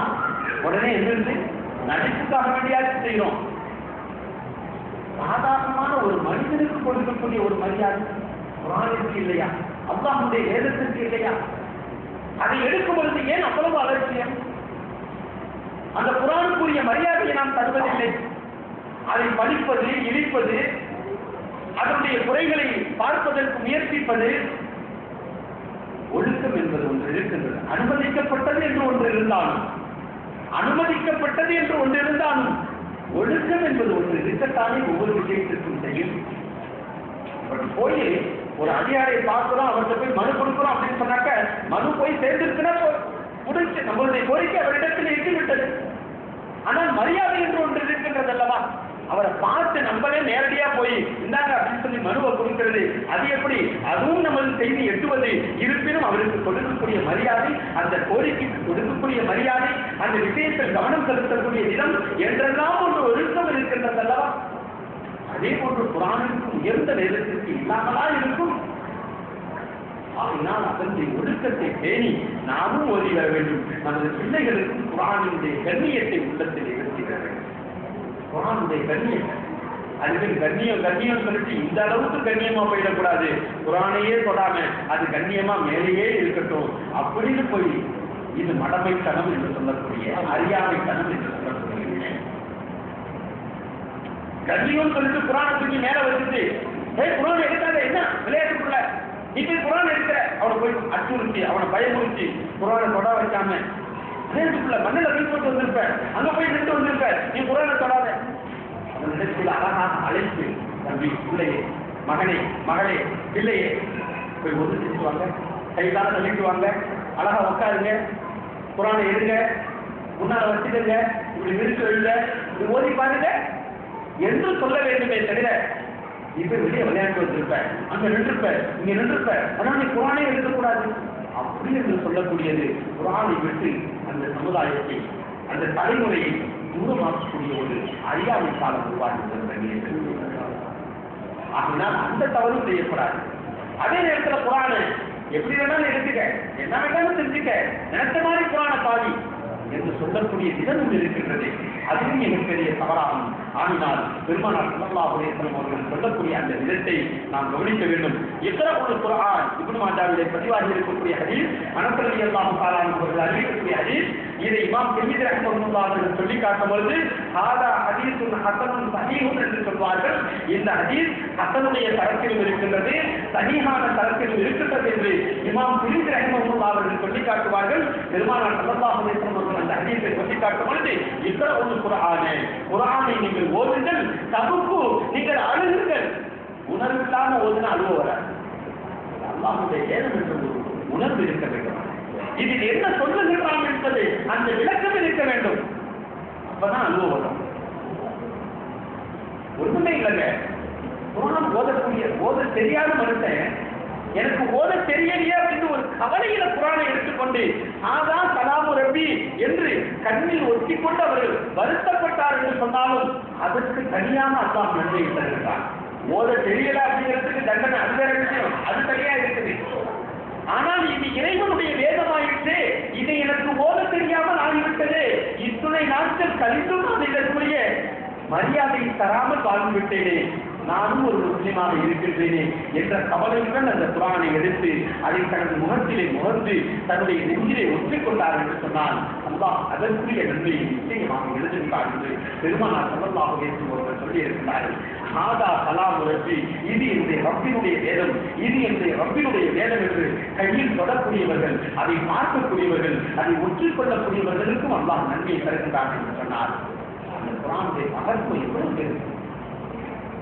அதனால் தான் சொன்னார்கள், இப்ப இல்லம் தபுக்கூன, உங்களுக்கு அழுகை வரவில்லை என்று சொன்னால் தபாக்கு, நீங்கள் அழுகுங்கள் என்று பெருமானார் ஸல்லல்லாஹு அலைஹி வஸல்லம் சொன்னார். அதே போன்று நஸீ ஷரீஃபிலே வரக்கூடிய ஹதீஸ், இப்னு மஸ்ஊத் ரலியல்லாஹு தஆலா அப்துல்லாஹ் இப்னு மஸ்ஊத் ரலியல்லாஹு தஆலா அவர்கள் அறிவிக்கிறார்கள். ஒரு தடவை பெருமானார் ஸல்லல்லாஹு அலைஹி வஸல்லம் அவர்கள் இப்னு மஸ்ஊத் ரலியல்லாஹு தஆலா அவர்களிடத்திலே, இப்னு மஸ்ஊத் இங்க வாங்க, கொஞ்சம் குர்ஆனை எடுத்து ஓதி காமிங்க அப்படின்னு சொல்றாங்க. யார்? ஸல்லல்லாஹு அலைஹி வஸல்லம் சொல்றாங்க. இப்னு மஸ்ஊத் ரலியல்லாஹு தஆலா அவர்களிடத்திலே, இங்க வாங்க இப்னு மஸ்ஊத், அவங்க திருவயசா இருப்பாங்க, பக்கத்துல அழைச்சாங்க, கொஞ்சம் குர்ஆனை எடுத்து ஓதி காமிங்க எனக்கு அப்படின்னு சொன்னாங்க.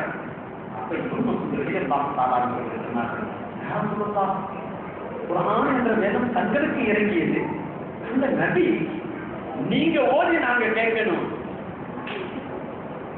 நான் ஓதி நீங்க கேட்கிறதா என்ற கண்ணியத்துடன் சொன்னார்கள். இன்னைக்கு சொல்ற மாதிரி இல்லை, அதனால நீங்க பெரிய ஆளுங்க, நீங்க பார்த்து ஓதி நீங்க குர்ஆனை, நம்ம மாதிரி சின்ன பிள்ளைலாம் எப்படி குர்ஆனுங்க அப்படின்னு இப்ப ஒதுக்குற பாருங்க, ஒதுக்குறவன் அந்த மாதிரி கருத்துல அவங்க சொல்லலை. யார சொல்லலாம், தாங்கள் நபியாக இருக்கும் பொழுது தங்களுக்கு முன்னிலையில் குர்ஆனை நாம் ஓதுவதா, தாங்கள் ஓதி எனக்கு விளக்கம் சொல்லலாமே என்ற ஒரு ஆவலுடன், அதிக விளக்கம் நபிகளாரிடத்திலிருந்து கிடைக்குமே என்ற எண்ணத்துடன் பெருமானார் ஸல்லல்லாஹு அலைஹி வஸல்லம் அவர்கள் சொன்ன வார்த்தைக்கு இப்னு மஸ்ஊத் ரலியல்லாஹு தஆலா அவர்கள் சொன்னார்கள், யார சொல்லலாம், குர்ஆன் தங்களுக்கு இறங்கியதாயிற்று, தாங்கள் அல்லாஹ்வுடைய தூதராயிற்று, தாங்கள் ஓதலாமே, தங்களுக்கு முன்னால் நான் ஓதவா என்று சொன்னபோது பெருமானார் ஸல்லல்லாஹு அலைஹி வஸல்லம் அவர்கள் சொன்னார்கள், இல்லை இப்னு மஸ்ஊத், தாங்கள் ஓத வேண்டும், அதை நான் கேட்க வேண்டும் என்று என் மனம் விரும்பியது. இன்னொரு சஹாபிக்கு அதே மாதிரி சொன்னாங்க, உங்களை குர்ஆன் ஓத சொல்லி அல்லாஹ் என்னை கேட்க சொல்லி இருக்கின்றான் என்று இன்னொரு சஹாபிக்கு பெருமானார் ஸல்லல்லாஹு அலைஹி வஸல்லம் சொன்னாங்க. ஆனா இந்த இடத்துல இப்னு மஸ்ஊத் ரலியல்லாஹு தஆலா அவர்களுக்கு நீங்கள் குர்ஆனை ஓத வேண்டும், நான் கேட்க வேண்டும் என்று என் மனம் தூண்டுகின்றது, ஆவல் வருகின்றது என்று பெருமானார் ஸல்லல்லாஹு அலைஹி வஸல்லம் அவர்கள் சொன்னபோது, நான் சூரத்துல் நிசாவை ஓதிக் கொண்டிருந்தேன். யார்? இப்னு மஸ்ஊத் ரலியல்லாஹு தஆலா அவர்கள் சொன்னார்கள், நான் சூரத்துல் நிசாவை ஓதிக்கொண்டிருந்தேன். அப்பொழுது நபிகளார் அதை உன்னிப்பாக கேட்டுக்கொண்டே இருந்தார்கள். அதையும் நான் கவனிக்கவில்லை, ஆனால் ஓதிக்கொண்டிருந்தேன். ஓதும் பொழுது فَكَيْفَ إِذَا جِئْنَا مِنْ كُلِّ أُمَّةٍ بِشَهِيدٍ وَجِئْنَا بِكَ عَلَى هَؤُلَاءِ شَهِيدًا என்ற வசனம் வந்தபோது நான் பார்க்கிறேன், நபிகளார் தேம்பி அழுது கொண்டிருக்கிறார். அப்போ வரைக்கும் நான் பார்க்கல, நபியை தேம்பி அழுவதை நான் பார்க்கல. ஆனா இந்த வசனம் ஓதும் பொழுது فَكَيْفَ إِذَا جِئْنَا مِنْ كُلِّ أُمَّةٍ بِشَهِيدٍ وَجِئْنَا بِكَ عَلَى هَؤُلَاءِ شَهِيدًا என்ற வசனத்தை நான் ஓதிக்கொண்டிருந்த போது ஸல்லல்லாஹு அலைஹி வஸல்லம் அவர்கள் தேம்பி அழுவதை நான் பார்த்தேன். உடனே பெருமானார் ஸல்லல்லாஹு அலைஹி வஸல்லம் அவர்கள் திருப்பி ஓது, மீண்டும் ஓது என்று சொன்னார்கள். நான் மீண்டும் ஓதினேன். பிறகு சொன்னார்கள், ஹஸ்புக, போதும், நிறுத்து. ஏன் அந்த வசனத்தில் என்ன சொல்லப்பட்டது? நபி ஸல்லல்லாஹு அலைஹி வஸல்லம் அவர்களை சாட்சியாக மறுமை நாளிலே நிறுத்தப்படும் என்ற வசனம் அதில் விரிவாக சொல்லப்பட்டது. கைஃப இதா ஜினா, அந்த காலம் எப்படி இருக்கும், அந்த நேரம் எப்படி இருக்கும்? இதா ஜினா மின் குல்லி உம்மத்தின் பிஷஹீதின், ஒவ்வொரு உம்மத்திற்கும் பகரமாக உம்மை சாட்சியாக நாம் கொண்டு வந்து நிறுத்துவோம் என்று பெருமானார் ஸல்லல்லாஹு அலைஹி வஸல்லம் அவர்கள் வஜினா பிக அலா ஹாஉலாஇ ஷஹீதா, இதனுடைய சாட்சியாளர்களாக நபியே முஹம்மதே உங்களை நாம் ஆக்கும் பொழுது அந்த தருணத்தை நீங்கள் சிந்தனை செய்து பார்க்க வேண்டாமா? அப்ப இந்த உம்மத்துக்காக நீங்க என்ன பதில் சொல்ல போறீங்க என்ற விஷயம் அதில் சொல்லப்பட்டதை பெருமானார் ஸல்லல்லாஹு அலைஹி வஸல்லம் நினைத்து பார்த்து என்ன கேட்க போறாங்க? அல்லாஹ் கேட்பதற்கு உரிமை பெற்றவன், ஆனாலும் நபியை கேட்க மாட்டான் என்பது நமக்கெல்லாம் தெரியும். காரணம், அதற்குரிய நன்மாராயணங்கள் பல்வேறு ஹதீஸிலும் குர்ஆனிலும் சொல்லப்பட்டு விட்டது. நபிக்குரிய நாளை மறுமையிலே கொடுக்கக்கூடிய மகத்துவத்தை நபிகளாலே அறிவித்திருக்கக்கூடிய பாக்கியத்தை குர்ஆனிலே சொல்லப்பட்டு விட்டது. அப்படி இருந்தும், அத்தனை பெரிய பாக்கியத்திற்கு சொந்தக்காரராக இருந்தும் பெருமானார் ஸல்லல்லாஹு அலைஹி வஸல்லம் அவர்கள் நாளை மறுமை நாளிலே என்னை சாட்சியாளனாக கொண்டு நிறுத்தப்படும் பொழுது என்ற அந்த வசனத்தை கேட்டுவிட்டு அழுகின்றார்கள், தேம்பி அழுகின்றார்கள் என்று சொன்னார். குர்ஆன் ஓதும் பொழுது எந்த உணர்வுடன் பெருமானார் ஸல்லல்லாஹு அலைஹி வஸல்லம் அவர்கள் கேட்டிருக்கிறார். அதனால்தான் பெருமானார் ஸல்லல்லாஹு அலைஹி வஸல்லம் சொன்னார்கள், குர்ஆனை ஓதும் பொழுது அந்த உணர்வுடன் நீங்கள் ஓதுங்கள், அப்பொழுது உங்களுக்கு அந்த குர்ஆனுடைய வார்த்தையினுடைய பலாபலன்கள் உங்களுக்கு கிடைக்கும், உள்ளத்தில் போய் இறங்கும், அந்த விஷயத்தினுடைய புரிதல் உங்களுக்கு தெரியும். அல்லாஹ் என்ன சொல்ல வருகின்றான் என்பதை புரியக்கூடிய பாக்கியம் உங்களுக்கு கிடைக்கும். எப்பொழுது புரியக்கூடிய பாக்கியம் கிடைத்து விட்டதோ அமல் செய்யக்கூடிய பாக்கியம் கிடைத்துவிடும். எப்பொழுது அமல் செய்யக்கூடிய பாக்கியம் கிடைத்து விட்டதோ ரப்பல் ஆலமீனாகிய அல்லாஹ்வுடைய பொருத்தம் மறுமையிலே கிடைத்துவிடும் என்ற எண்ணத்துடன் தான் பெருமானார் ஸல்லல்லாஹு அலைஹி வஸல்லம் அவர்கள் குர்ஆனை ஓதும் பொழுது நீங்கள் அடுக்கல் என்று சொன்னார்.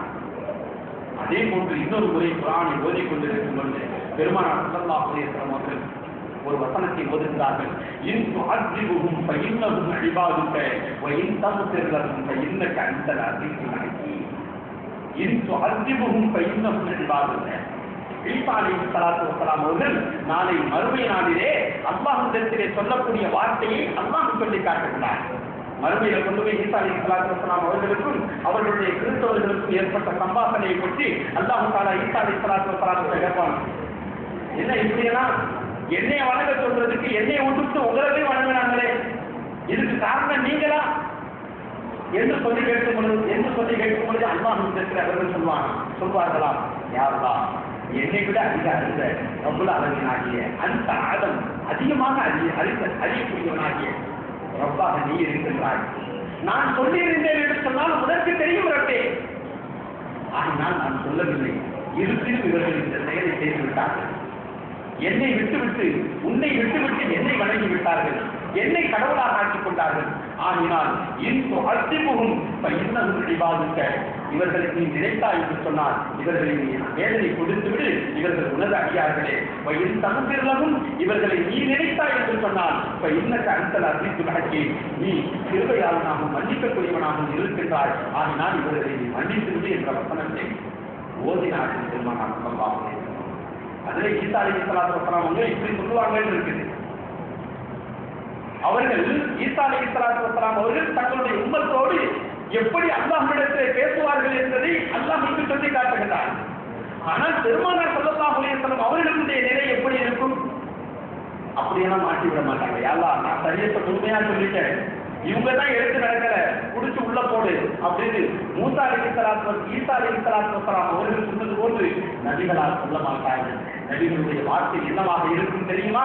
அல்லாஹும்ம ஃபிர் உம்மத்தி, அல்லாஹும்ம ஃபிர் உம்மத்தி, யா அல்லாஹ் என்னுடைய உம்மத்தை நீ மன்னித்து விடுவாயாக, யா அல்லாஹ் என்னுடைய உம்மத்தை நீ மன்னித்து விடுவாயாக என்று மரபுல் மௌத் என்று சொல்லக்கூடிய சக்கராத்துடைய நிலையிலும் பெருமானார் ஸல்லல்லாஹு அலைஹி வஸல்லம் அவர்கள் துஆ செய்தார்கள். நாளை மறுமை நாளிலும் பெருமானார் ஸல்லல்லாஹு அலைஹி வஸல்லம் அவர்கள் மஹ்ஷருடைய நேரத்திலே அதே வார்த்தையை சொல்வார்கள். அதே வார்த்தையை சொல்லிக்கொண்டே சஜ்தாவில் இருந்து தலையை உயர்த்துவார்கள் என்ற சஹீஹான ஹதீஸில் இடம்பெற்றிருக்கின்றது. நான் இப்படி சொல்லுவேன் என்று பெருமானார் ஸல்லல்லாஹு அலைஹி வஸல்லம் அவர்கள் அந்த விஷயத்தை, அந்த ஈசா அலைஹிஸ்ஸலாத்து வஸ்ஸலாம் அவர்கள் சொன்ன விஷயத்தை நினைத்து அழுதார்கள். இந்த உம்மத்துடைய நிலைமை என்னவாகும்? அவங்க மாட்டி விட்டு போயிடுவாங்க, அப்புறம் அல்லாஹ்வுடைய தீர்ப்பு வேற மாதிரி இருக்கும், எப்படி இருக்குங்கிறது எனக்கு சொல்ல தெரியாது. ஆனால் என்னுடைய உம்மத்தை அல்லாஹ் மன்னிக்காமல் விட்டுவிட்டால் என்னுடைய உம்மத்தினுடைய நிலைமை என்னவாகும் என்பதை நினைத்து அழுத பெருமானார் ஸல்லல்லாஹு அலைஹி வஸல்லம் அவர்களிடத்திலே அல்லாஹ் தஆலா ஜிப்ரீல் அலைஹிஸ்ஸலாத்து வஸ்ஸலாம் அவர்களை அனுப்புகிறார். இத்ஹப் இலா முஹம்மத், ஓ ஜிப்ரீலே, முஹம்மதிடம் நீங்கள் செல்லுங்கள், எதற்கு அழுகின்றீர்கள் நீங்கள் என்று கேளுங்கள் என்று அனுப்பி சொல்லியிருக்கிறார்.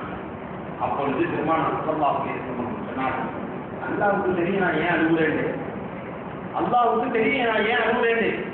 ஆனால் அவன் எனது அருமையை புரிந்து கொண்டு எனது உம்மத்தினுடைய தேட்டத்தை, என்னுடைய தேட்டத்தை நிறைவேற்றி எனது உம்மத்திற்கு அன்புரிய போதுமானவனாக இருக்கின்றான், நான் சொல்ல மாட்டேன் என்று சொல்லி அனுப்பிவிட்டார்கள். மீண்டும் அல்லாஹ் தஆலா ஜிப்ரீல் அலைஹிஸ்ஸலாத்து வஸ்ஸலாம் அவர்களை அனுப்பி உங்களுடைய உம்மத்தை நான் மன்னித்து விட்டேன் என்று சொல்லுங்கள் என்று சொன்னபோது பெருமானார் ஸல்லல்லாஹு அலைஹி வஸல்லம் அவர்கள் அந்த வார்த்தையை கேட்டுவிட்டு ஆனந்த கண்ணீர் வடித்தார்கள் என்ற ஹதீஸ் முஸ்லிம் ஷரீஃபிலே இடம்பெறுகின்றது. அப்துல்லாஹ் இப்னு அம்ர் ரலியல்லாஹு தஆலா அவர்கள் அறிவித்த ஹதீஸாக இமாம் முஸ்லிம் ரஹிமஹுல்லாஹ் அவர்கள் பதிவு செய்திருக்கிறார்கள். அதே போன்று ஏராளமான விஷயங்கள் சொல்லப்படுகின்றது, எத்தனையோ விஷயங்கள். அதே போன்று ஹூது சூராவை பற்றி பெருமானார் ஸல்லல்லாஹு அலைஹி வஸல்லம் அவர்கள் சொன்னார், ஷஜ்ஜபத்னி ஹூதம் வ அஹவாத்திஹா. ஹூது சூரா அதே போன்று இன்னும் சில சூறாக்கள் என்னுடைய முடியை நரைக்க வைத்து விட்டது, என்னை கணவனாகிவிட்டு அதனுடைய பயம், அது சொல்லக்கூடிய விஷயத்தினுடைய பயம் என்னை வயோதிகனாக ஆக்கிவிட்டது, என்னுடைய முடியை நரைக்க வைத்து விட்டது என்று பெருமானார் ஸல்லல்லாஹு அலைஹி வஸல்லம் அவர்கள் சொன்னார்கள்.